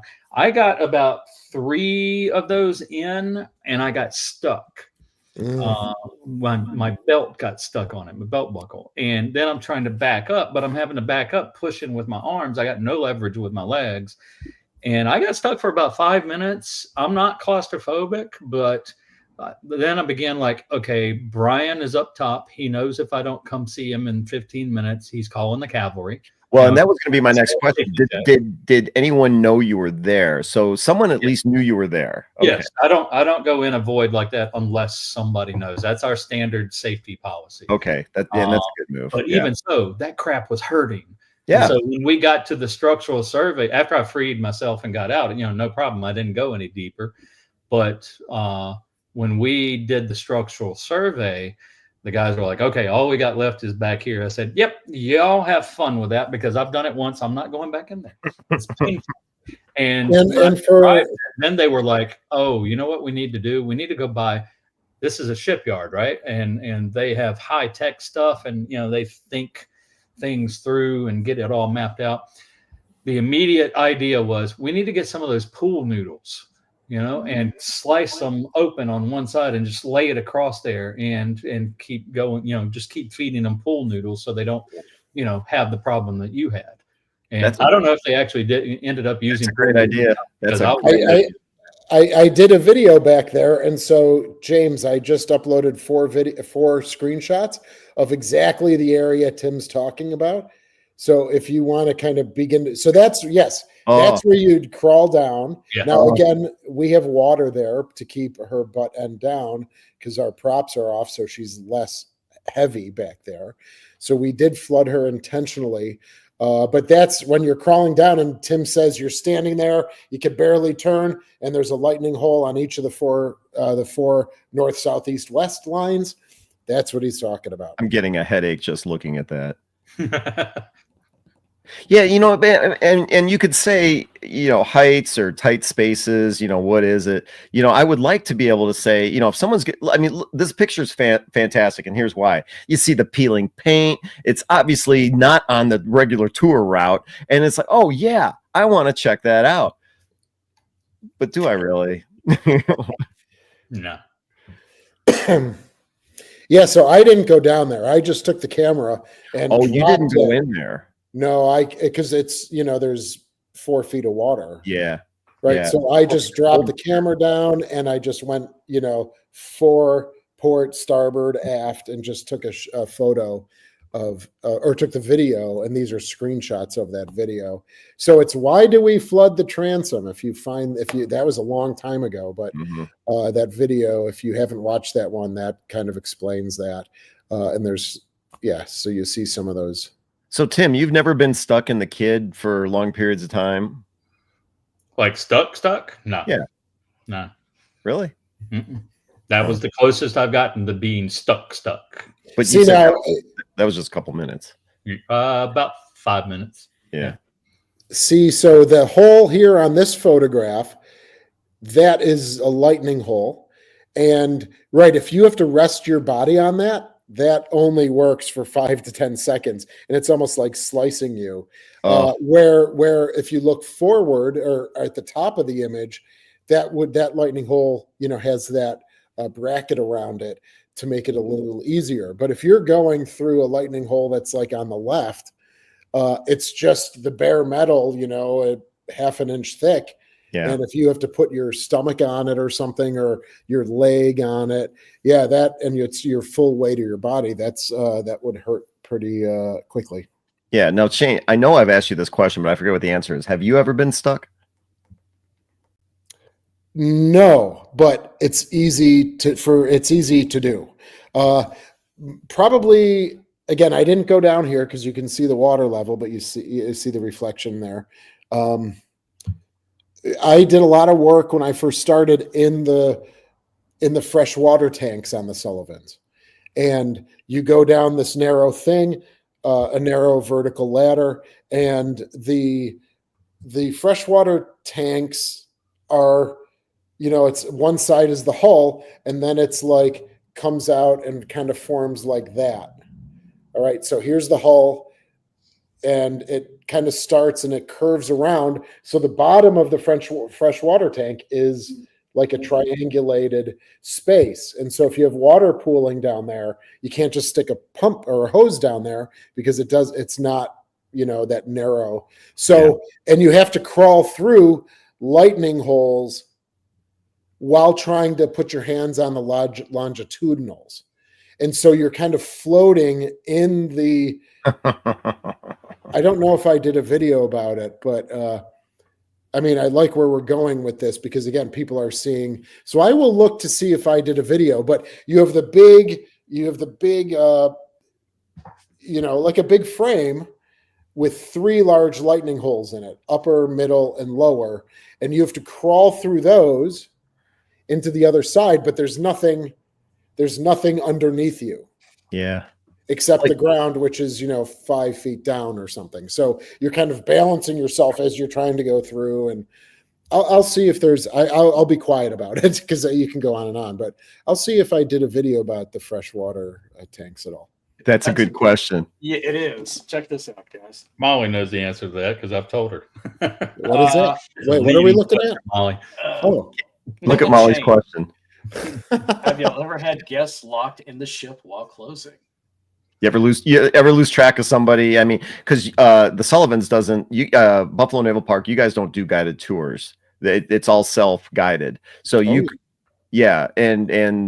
you could, have you ever locked up and someone kind of was unaccounted for? I'm in here.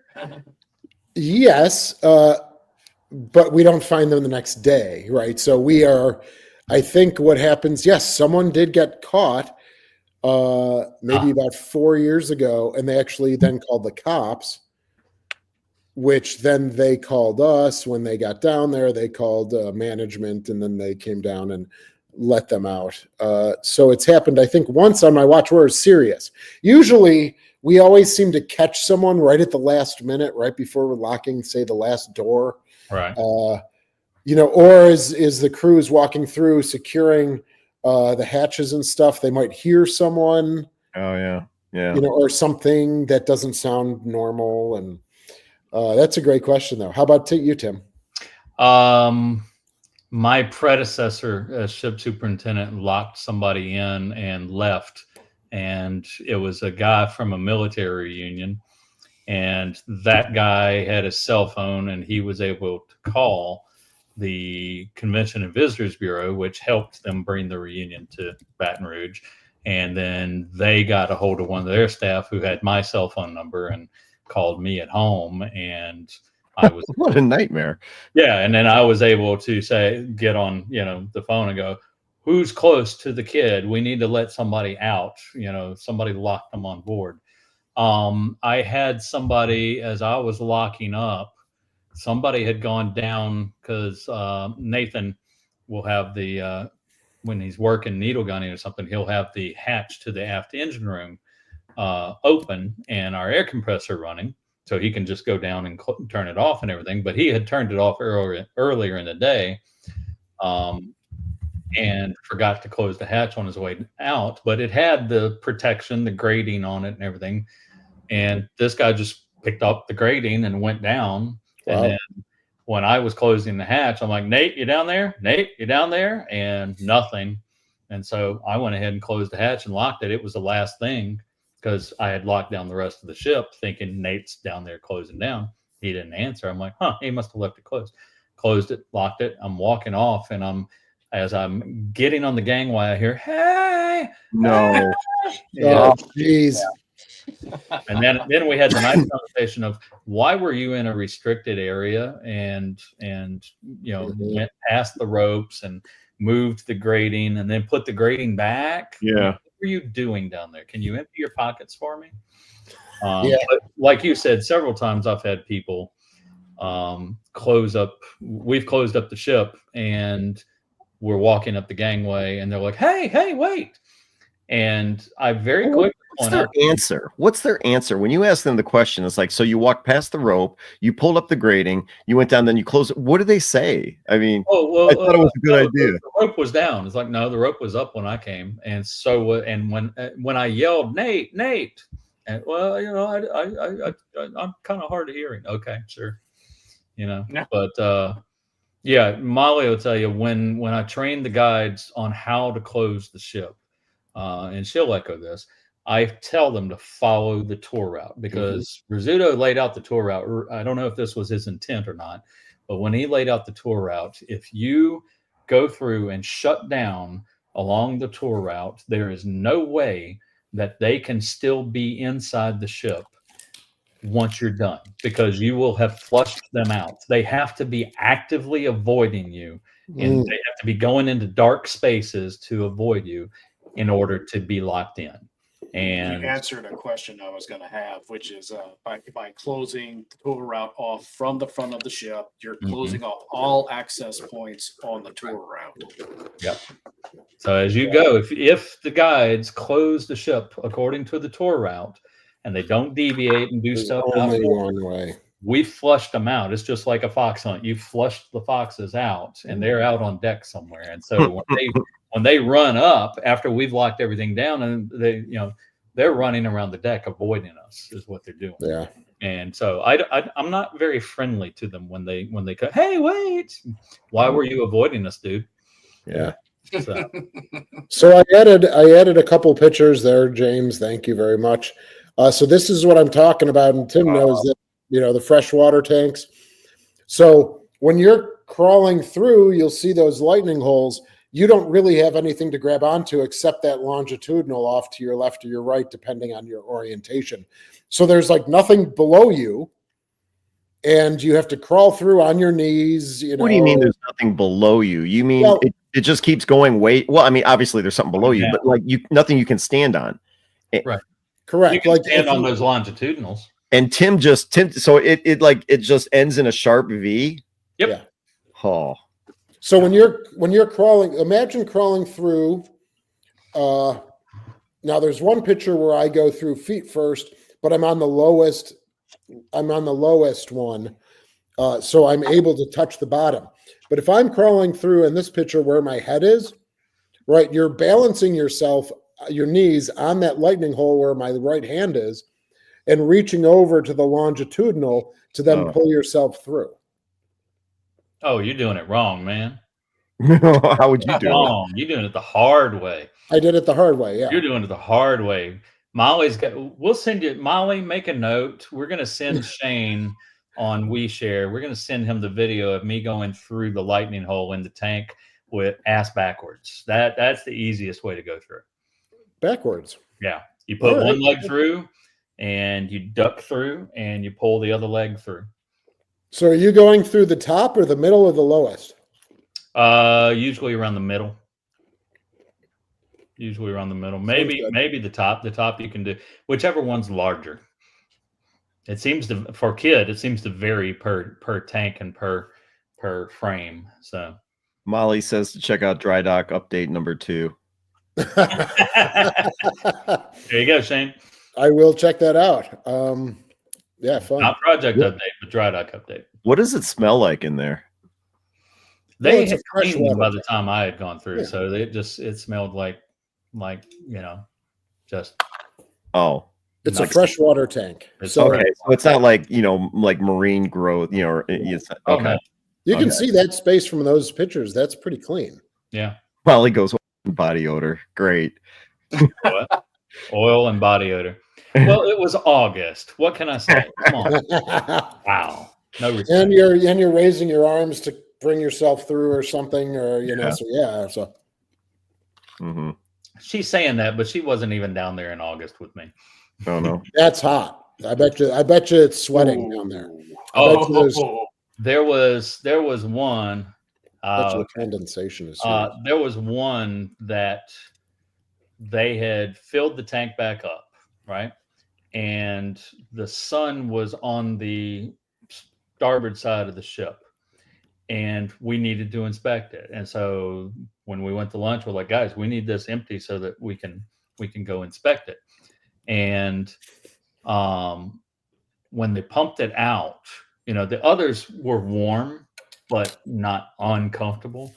The last one, at the end of the day, they had got it pumped out, and we went in, and I mean, it was still wet from having been pumped out, but all that water had been absorbing the heat for all morning, all afternoon long. And then when Molly helped me, what was Walter's intern, his first intern, what was his name? Was it Mike? Was it that Michael guy? Current one. Antonio. Antonio went down in there, and Michael. He moved through really fast because when he came out, he was 100% drenched. He was dry because we came straight from the outside inside, and the heat was beginning to affect him just in that confined space for that short amount of time. That water just absorbed the heat really well. Yeah, that's like a sauna down there, and it's enclosed, and there's only a hatch, you know, this big, you know, maybe, well, whatever, 6 feet up or something like that. And then you're also in the boiler spaces, right? So that's where the 8 freshwater tanks are. Wait, no, 1, 2, 3, 4, 5, 6, 8 or so, just off in that area. And so it's enclosed within the boiler spaces. So that's just hot itself. We were doing I could see someone passing out really quickly. Oh, look at these photos. I'm What sorry, is Parks James. doing right here? I'm just curious. What is Parks doing right here? Don't know. He's on the tug. Oh, is that on the tug? Okay. Oh, you're right. That's on the tug. Yeah. No idea. My calzone is this big. I think in that picture he's basically saying that he just wanted a group shot of everybody. I think that's all he was saying. Okay. Yeah. Yeah, because we did those great shots on the tug. Yeah. Yeah. And if you go back to that picture with Molly, James, you see that we were all I think the picture we eventually took was around that thing that's behind her. I don't know what that is, but we all kind of stood around it like it was some kind of like bar table. It does look like a capstan, sort of. It's a capstan. Yeah. Is that what it is? Yeah. Yeah. That little tug, actually, they've removed them because they no longer work. But right in that area where she's standing, a little bit further back, there were winches for cable, and those winches on another ship, an actual Navy ship, in 1944 were pulling together the Mulberry Harbors and D-Day. And they had them working up until last year. They just could not find or fabricate any more parts. So, Tim, you're like up on the very top of one of the dry dock walls from this, correct? Yeah, I wish I could have had that opportunity to check out the dry dock too, because it's obviously amazing. But yeah, I think this is when Tim was on the one side. Well, did you? Y'all were busy together, and I was taking my project photographs and videos. I mean, did you see the ladder that led up there, Ken? I don't know. That's like a 50-foot vertical ladder or something. No, I did not actually see that. Yeah. So it Even wasn't. I said, "Oh, it wasn't like a nice elevator or some escalator." Cage ladder. I rounded the corner because I was going to go up there and join them, and I rounded the corner and I said, "Whoa," because of my little fear, you know. So I was like, "I don't know." And Tim's like, "Well, I'll be coming down in a minute." So I said, "Perfect." So you can see this is where I'm showing Parks. I'll show him a picture on my phone. It's like, all right, take us to this place. And so, and I guess Molly and I are filming you. Yes. Yeah. So, I can't remember what we would have been looking at here, but we came from, so part of the debris field from the Johnston was a propeller as well as a propeller shaft.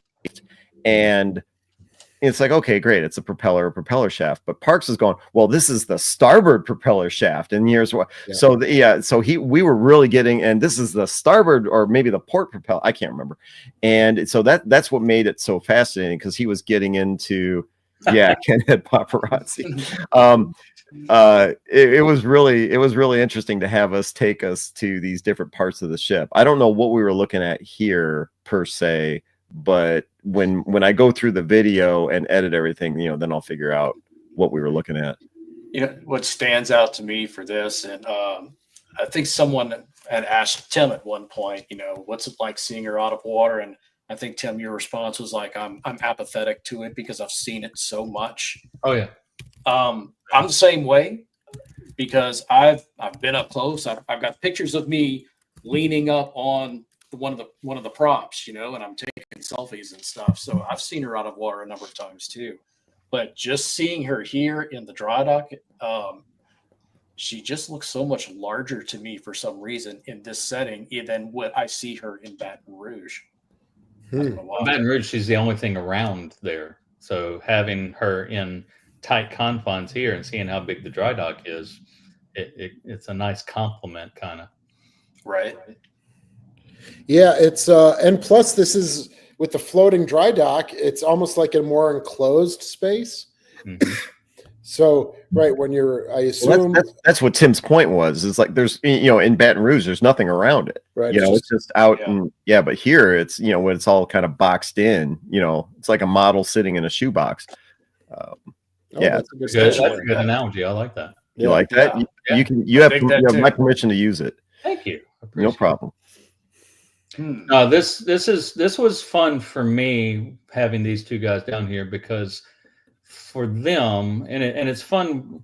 Like Franklin Clay came from the Missouri, to see her, and then Ryan and Libby came to see her. So seeing her through you guys' eyes, Ryan and Libby had seen her before, but Franklin hadn't. Y'all hadn't, and just seeing her through new eyes, it really is helpful for me, because y'all will spot things or ask questions that I haven't thought to ask, because I've been around her so long and I've been in this setting in Baton Rouge with her high and dry. But I always pick up a little something new just by getting around somebody who hasn't seen her like this. Mm-hmm. Yeah, you want to see something else crazy? Look in the background of this picture.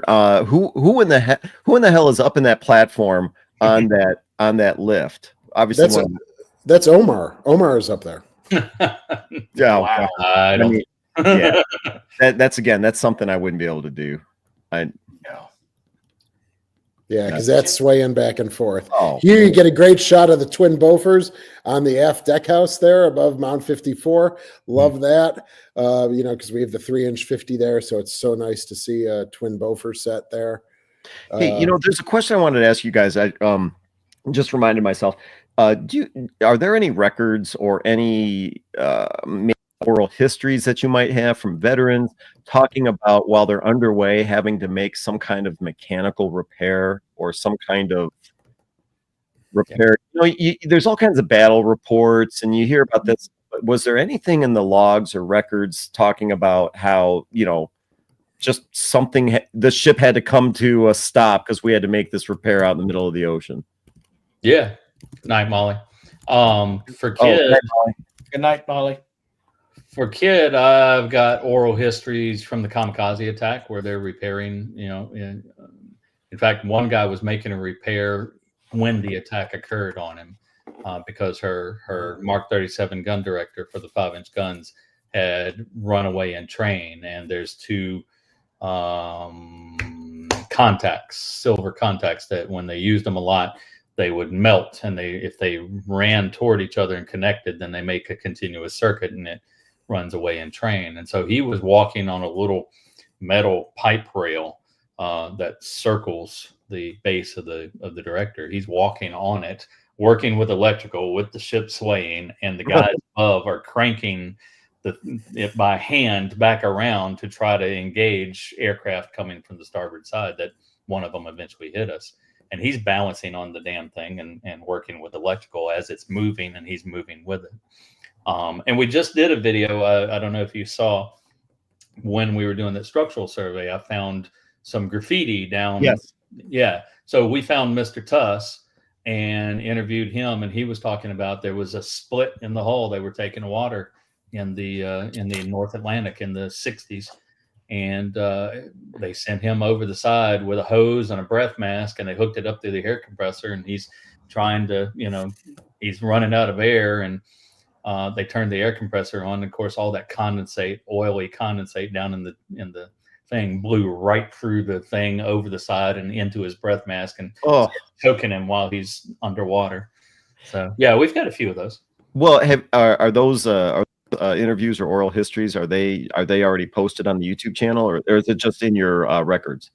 The two that I've described here, Mr. Tuss's is on our YouTube channel, and then the kamikaze one is on our website. It is? Okay.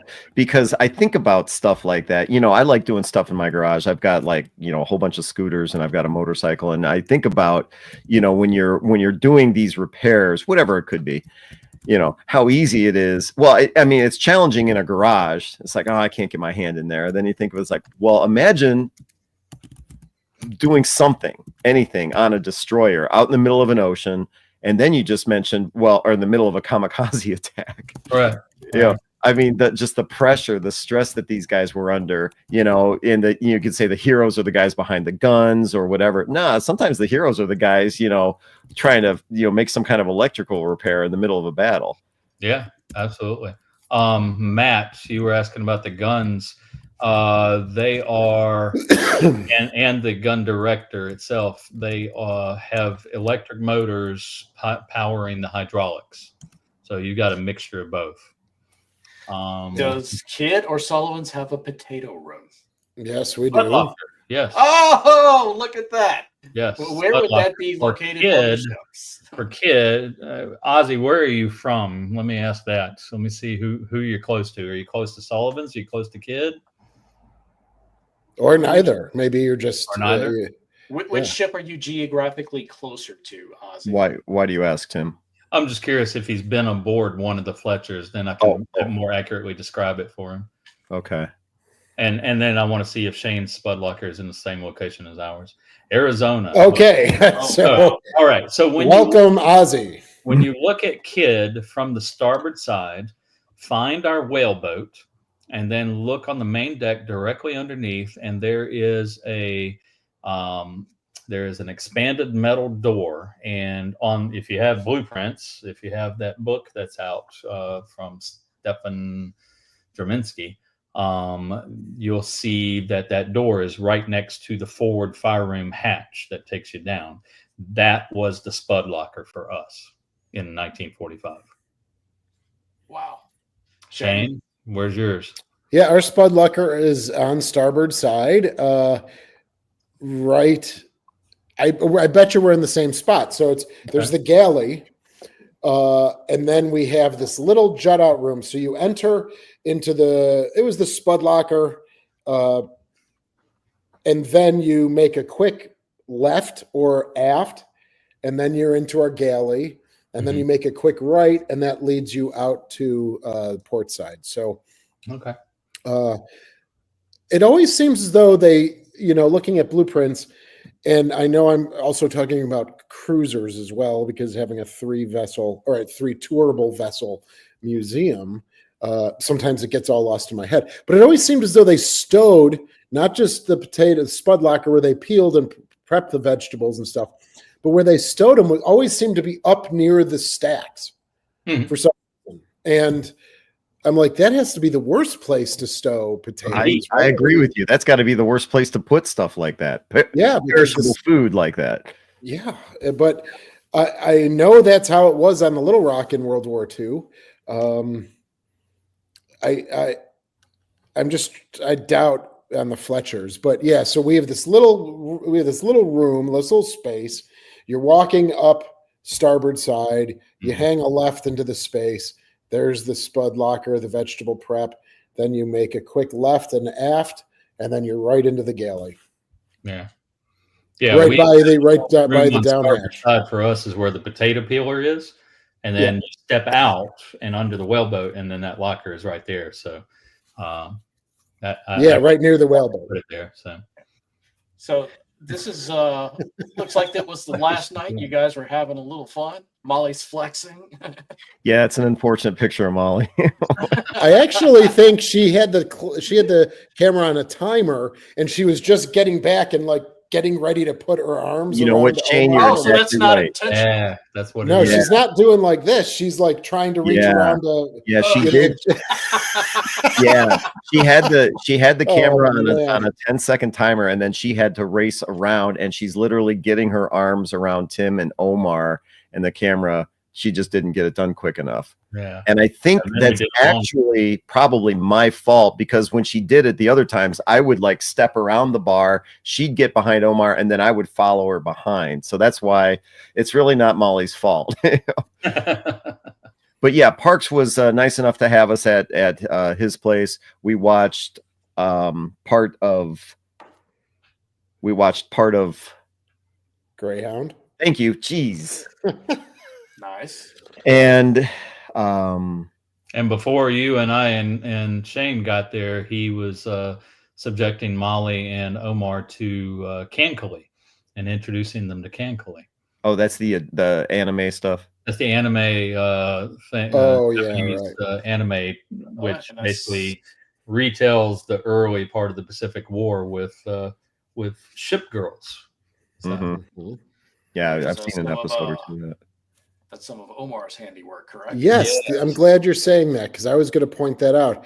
Yeah. These are, what are they called? Tiki mugs or something? Tiki mugs. He is one of the largest, if not the largest producer of tiki mugs. I was surprised to find out. His company is called Oakwash. And he went just a few weeks ago to Orlando, I want to say, to a tiki convention, and basically sold out all of his stock. It's a big subculture thing. People come from all around and order from around the world. The one with the red hat on the left was one that he made for a fundraiser for the kid. And I want to say it went live like on a Saturday morning. And it's a limited edition because he can only make so many at a time off of a mold before the mold degrades.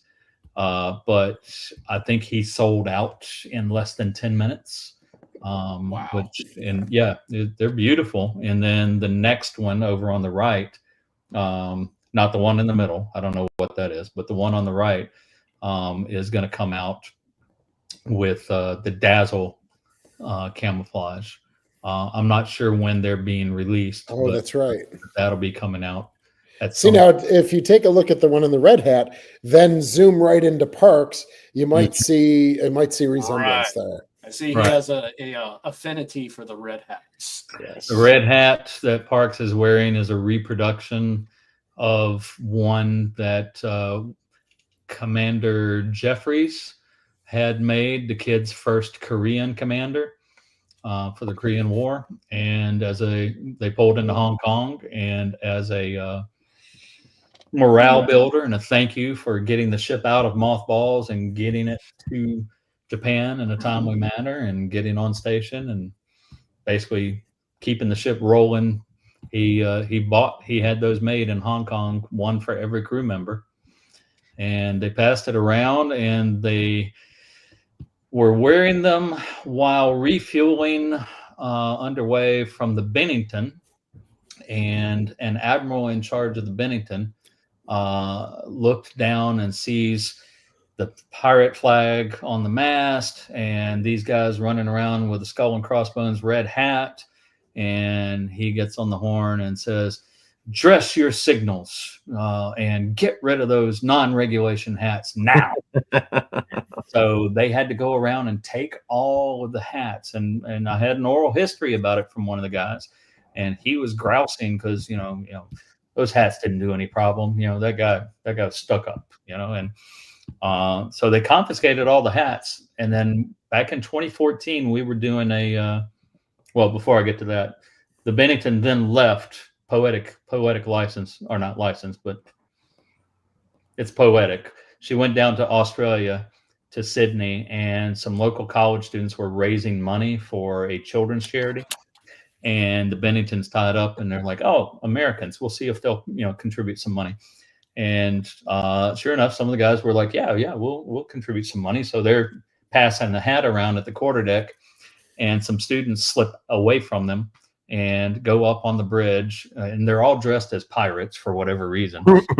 And they get up on the bridge and figure out where the 1MC is and make an announcement shipwide. Now hear this. The USS Bennington has been taken over by the pirate crew of blah, blah, blah university. You will contribute to our fundraiser. And the admiral was on board. The admiral just took pirates down a notch, and then he got pirated by a bunch of college students. That's great. Poetic. But in 2014, we're doing an inventory of our archives. And one of the folks was in there with me and several others and opened up a box, and he's like, "So Tim, this is kind of cool. They sold this in the gift shop." And I just glance over because we find old gift shop stuff, project stuff all the time mixed in with the artifacts, which it shouldn't be. And I looked over and I see what he's holding. I'm like, "Ah!" And he's like, what? I'm like, "Be careful with that. That's an artifact. Oh my God, that's the red hat." And they're looking at me like I'm insane. And I tell them the story, and then they're like, "Ugh." So, and then Parks heard about the red hat when we were redoing the gun deck in the museum to tell the pirate story. And he's like, "We need this." And it's like, "Sure, let's put it on display." And he's like, "No, we need to produce these." And so he worked with some lady on Etsy, and she has a company that makes hats. And that's great. So she's able to make them. You can buy them. Write to info@usskidd.com and ask Parks what the link is, and he can connect you to her. And a percentage of every hat that's made comes back to the kid for any of you out there that want one. But I will warn you, they're not cheap. So, Tim, yeah, that's. Go ahead, Shane. Yeah, we had a similar situation on the Croaker. The decommissioning captain, Bob Hurley, in 1967 had berets made for all of the crew. Nice. And they knew the ship was going out of service. And so they all put them on at Portsmouth Navy Yard there in Connecticut. And an admiral dresses them down, and they all have to take them off. And so thankfully, about 2 years ago, we got the decommissioned Captain Bob Hurley's beret as a donation. We don't have any others in our collection, but that is a great story to tell from 1968 for the Croaker as well. I wonder how many instances there were on all the different ships where the captain did something really cool for the crew, and then an admiral comes along and is like, "Get rid of that." Yeah. Those are nice stories, though. Yeah. Sorry, Tim, James. Go ahead. No problem. I was just going to ask Tim, where are we at in dry dock? What's left? It was pretty quiet when we went down there on April 11th. They are tying up loose ends, and the big thing I think that's really left is painting the hull. But there's a few things that we're raising money for to really just seal the deal. Some of the we want to put a emergency diesel generator on board for, like when we have hurricanes or something, or we lose power downtown for whatever reason, then that'll kick on and keep systems running. We want to replace our 1941 air compressor in the aft engine room, but we don't want to get rid of that one. So we're going to relocate. We're going to locate a new one somewhere out of sight of the public, so that we can, continue using pneumatic tools on board. A few other things, but if we're successful in raising that money that we need, then we would probably be in until November. They're holding off on painting the hull because some of that will be structural, from that structural survey that we did. And that would mean welding on the hull. So if they paint now, then they'd burn off the paint where they're welding. So The painting of the hull will be the very, very last thing. They've got the anchor chains painted and the anchors. So they'll probably start threading all of that back in relatively soon. They did a few minor repairs in the chain locker. Chain locker, fortunately, was not in bad shape. So they did that. They'll be taking care of a few odds and ends. I'm racking my brain to try to figure out what they haven't done yet. They've done most of the contract at this point.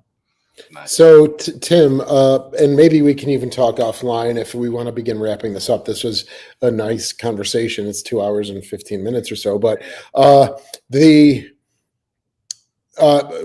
gave a presentation to a couple of my colleagues today about my visit down there. Talked about the clad welding and crop and renew and just plate replacement. But I also did a timeline, and I had that you went into, not arrived, but you went into dry dock in August of last year. Yep. And the goal is to get out by November. So if this other work that you want to have done, say, doesn't come to fruition, when would you be leaving Houma? We'd be leaving dry dock in July. Right. And now, so that is almost a year. The river is not normally up by that point. It's already going down. So then the question becomes, and that's what's fluid right now, is whether it's July or whether it's November, neither time is amenable to get back into the cradle, usually in Baton Rouge. So where do we go? And that's a level above me. They're running around talking to people, seeing where we could go that you don't have to. I'm not picking on you when I say this, but you were talking about your TWIC card. You got your TWIC card ready when you were coming down. I'm like, you don't need it. I'm your TWIC card. But there's a lot of industrial locations along the Mississippi River, and it's not amenable for time. I mean, we could tie her up, but nobody would be able to come see her. So we want to be able to reopen her and start putting her back together.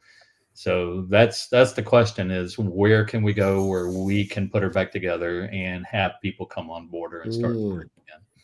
So higher atmospheric level is running around trying to figure that out at this point and look at all the options, variables.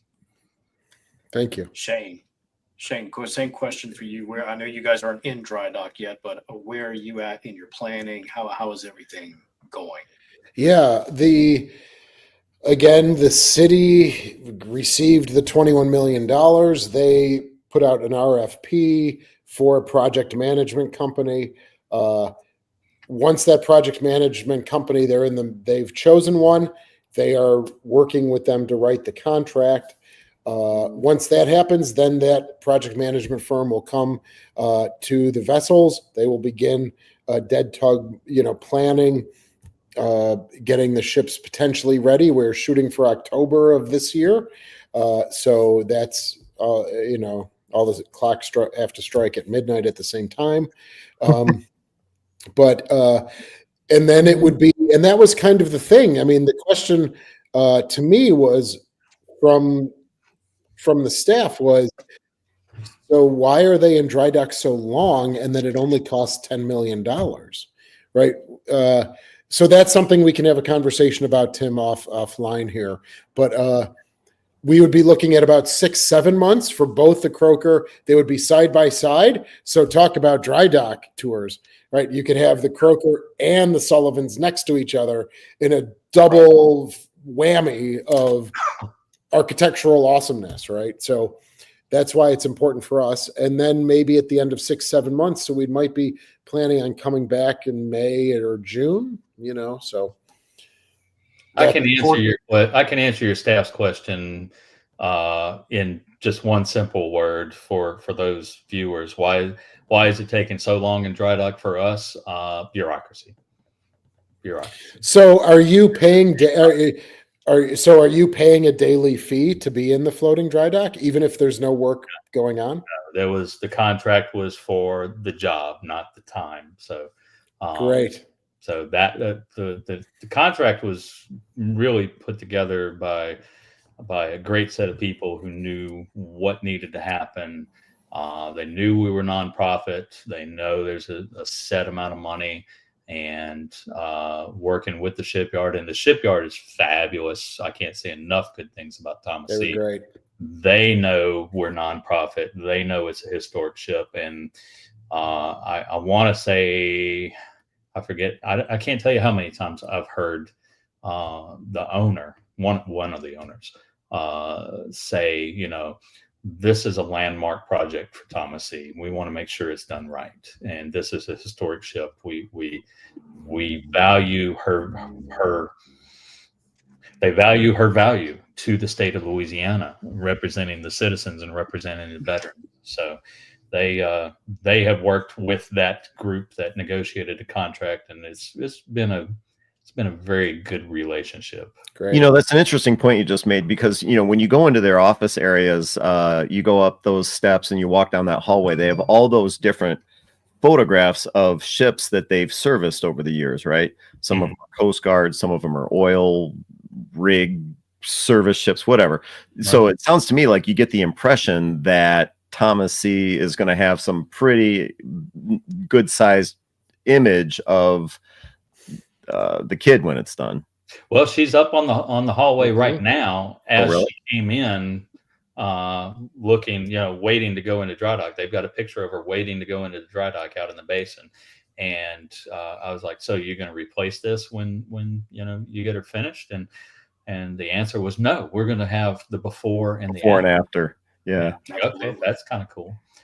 And Matt's comment, you are 100% right, Matt. And Crosby is actually the group that they subcontracted to tow us from Baton Rouge to Houma. And I can't say enough good things about the tug crews that took us around, particularly the guy up front in the Todd Crosby Integrity. He was all the time radioing over to TNT Salvage, who was on board with me and Nate. And I think you guys have worked with him before, Shane, back in 22. And worked with TNT. And this tug driver, he's like, "How you boys doing over there? Y'all need anything? We got some chow in the galley. We can slow up and let y'all catch up and hand it over." It's like, "No, we're good. We got plenty of snacks. Thank you." "All right, y'all need a head?" "No, we're good." "All right." You know, and he's constantly checking on us. I met the captain that towed you guys, Tim, and yeah, he's a good dude. Oh, you know it?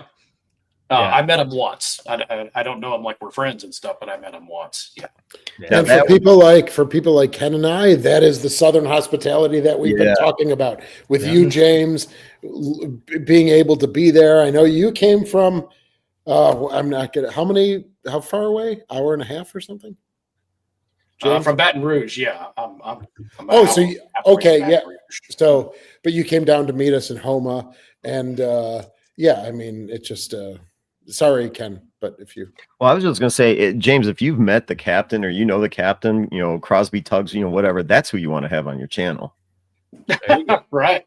You should totally have him on for the tow. If Crosby lets him come on, you know, right. Yeah. Well, yeah, if he's coming on as a representative of them, you know, that could be a sticky situation, but just a tug captain in general. Yeah. That's who you want to have on your channel. Matter of fact, I could see having him on, you know, Museum Ship Mafia or a tug captain like that, right? Right. Well, it's no coincidence in my area. I happen to know a few tug captains. I just don't know him on a personal level. I only met him once, but I know a tug captain quite well, actually. Yeah. He's a good guy.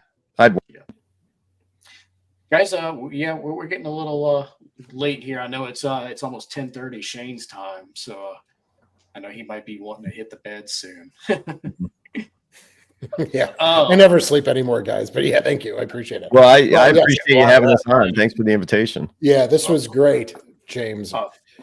Thank you guys so much for coming on. You know, I appreciate it so much.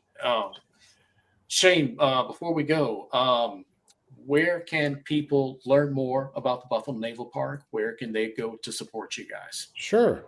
Our YouTube channel, they could just search Buffalo Naval Park. Our website is buffalonavalpark.org. And we have a Facebook page, Buffalo Naval Park, Instagram page, Buffalo Naval Park. and so happy to get connected with you, James, and All American Travels. And that was a connection from Tim. And it was, as you said, we did one on around the sinking of the Juno last November 13th. And it was great to meet you in person. And thanks for your hospitality. Tim, same question for the Kidd. Where can people go to learn about Kidd? Where can they go to support the Kidd? You can go to our YouTube channel and watch dozens of videos. On the history of the Kidd and on the dry docking and on other stuff about Louisiana military history. Will be the upcoming blimp videos that we're doing a 1-2 punch with Ken. That's just the tip of the iceberg. You and I have already talked about doing some other Louisiana military history stuff. But in addition to that, you can go to our Patreon. You can go to USSKid.com. All three of those, if you watch the videos, if you go to Patreon, all of that is going to support the museum. Or if you just want to throw cold, hard cash at us, we will take it at USSKid.com. We'll take every dead president that you want to throw at us. Ken, History X, where can they find you? Well, the YouTube channel is History X. Just go get on YouTube and search for History X channel. It'll come right up. And yeah, I mean, if anyone's been watching from, your channel, obviously from the Buffalo Naval Park or the Kidd, and they are familiar with History X, I appreciate all the subscribers and all the viewers that I get. So anyone new, anyone that's interested in, behind the scenes stories, particularly for World War II, come check out History X. That's the main reason why I started the channel, and then I always tell people, I can't say it enough, if you are watching the Buffalo Naval Park or the USS Kidd Veterans Museum, their YouTube channel, Instagram, whatever, one of the simplest things you can do is like and subscribe, check out their content, hit that like button, become a subscriber if you aren't already. So, as much as I'd love to have, people visiting History X and everything, but the whole point is to, just throw support behind efforts like the Buffalo Naval Park and the USS Kidd. Like and subscribe anytime you watch their content. And especially with the Kidd and the Buffalo Naval Park being over 10,000 subscribers. I'm sorry, actually over 1,000 subscribers, they generate revenue, from that social media activity. So yeah, I'd love to have you as a subscriber to History X, but by all means, if you are enjoying their content, you're enjoying seeing Kidd in dry dock, but you haven't subscribed, shame on you. To put it bluntly, frankly, you've got to, become a subscriber, watch their stuff over and over again. It generates revenue. Put it on and repeat at night and just let it go. Yeah. That works. I know it works because I first 1,000 subscribers or first 1,000 views, whatever it was, I ran those views up. They catch on to you after a while. Well, and Matt asked the question, Ken, is that your silver play button in the background? Yes, it is. That is my YouTube play button for hitting 100,000 subscribers. I got that. Wow. I got that in January of last year, I think it was. Wow. Yeah. So, Shane, one last question before we go. I know USS Kidd does not receive any regular state federal funding. Is the Buffalo Naval Park the same way? The Buffalo Naval Park is the same way, yes. Tim did that great video of the 4 or 5 times they've received state funding. Most of our funding, about 95%, is earned income. That's ticket sales. That's, selling the space for events and things like that. Then we get funding from the county of Erie, where Buffalo is located. That's about $65,000 a year, but our budget is about $2 million a year. So we have to make that up in various ways: encampments, ticket sales, events, services that we provide like that. So we don't merchandise sales. Oh, merchandise! Look at that! I love that. That's right. Yeah. Yes, merchandise sales, and so yes, we're not in anyone's line item budget. Every year that we get a certain amount of money. All the more reason to go and support these two museums. Oh yeah, 100%. I mean, and you know what? It makes me laugh. I just think it's so absurd. Everyone's all worked up about the SS United States, and yeah, it's a shame, that it is going to become a reef. But all right, life happens. So all right, if you're all worked up about that, well, there are plenty of museum ships that are still floating. That you can throw your support behind and be proud of it. Even if it's just like a $5 or a $10, donation to these guys. Proud of the fact that, Tim, I think it was you that gave me the example of what a $10 or $20 donation can go. Oh, you know what? No, I'm sorry. It was John Epp from the USS Slater who mentioned on our last video podcast that, a $20 donation goes towards coffee, donuts or whatever, supporting the volunteers that are actually welding and chipping and scraping paint on these museum ships. So yeah, I get it. People are upset about the SS United States. It's all over Facebook and TikTok and Instagram and YouTube. But yeah, that's going to the bottom. It's going to be a reef. All right. Support the museum ships that are still floating today. That's probably one of the best messages I could give anybody right now. Let's keep the kid. Did you get any little pieces of metal from your visit to Mobile? Who are you asking? You. Me.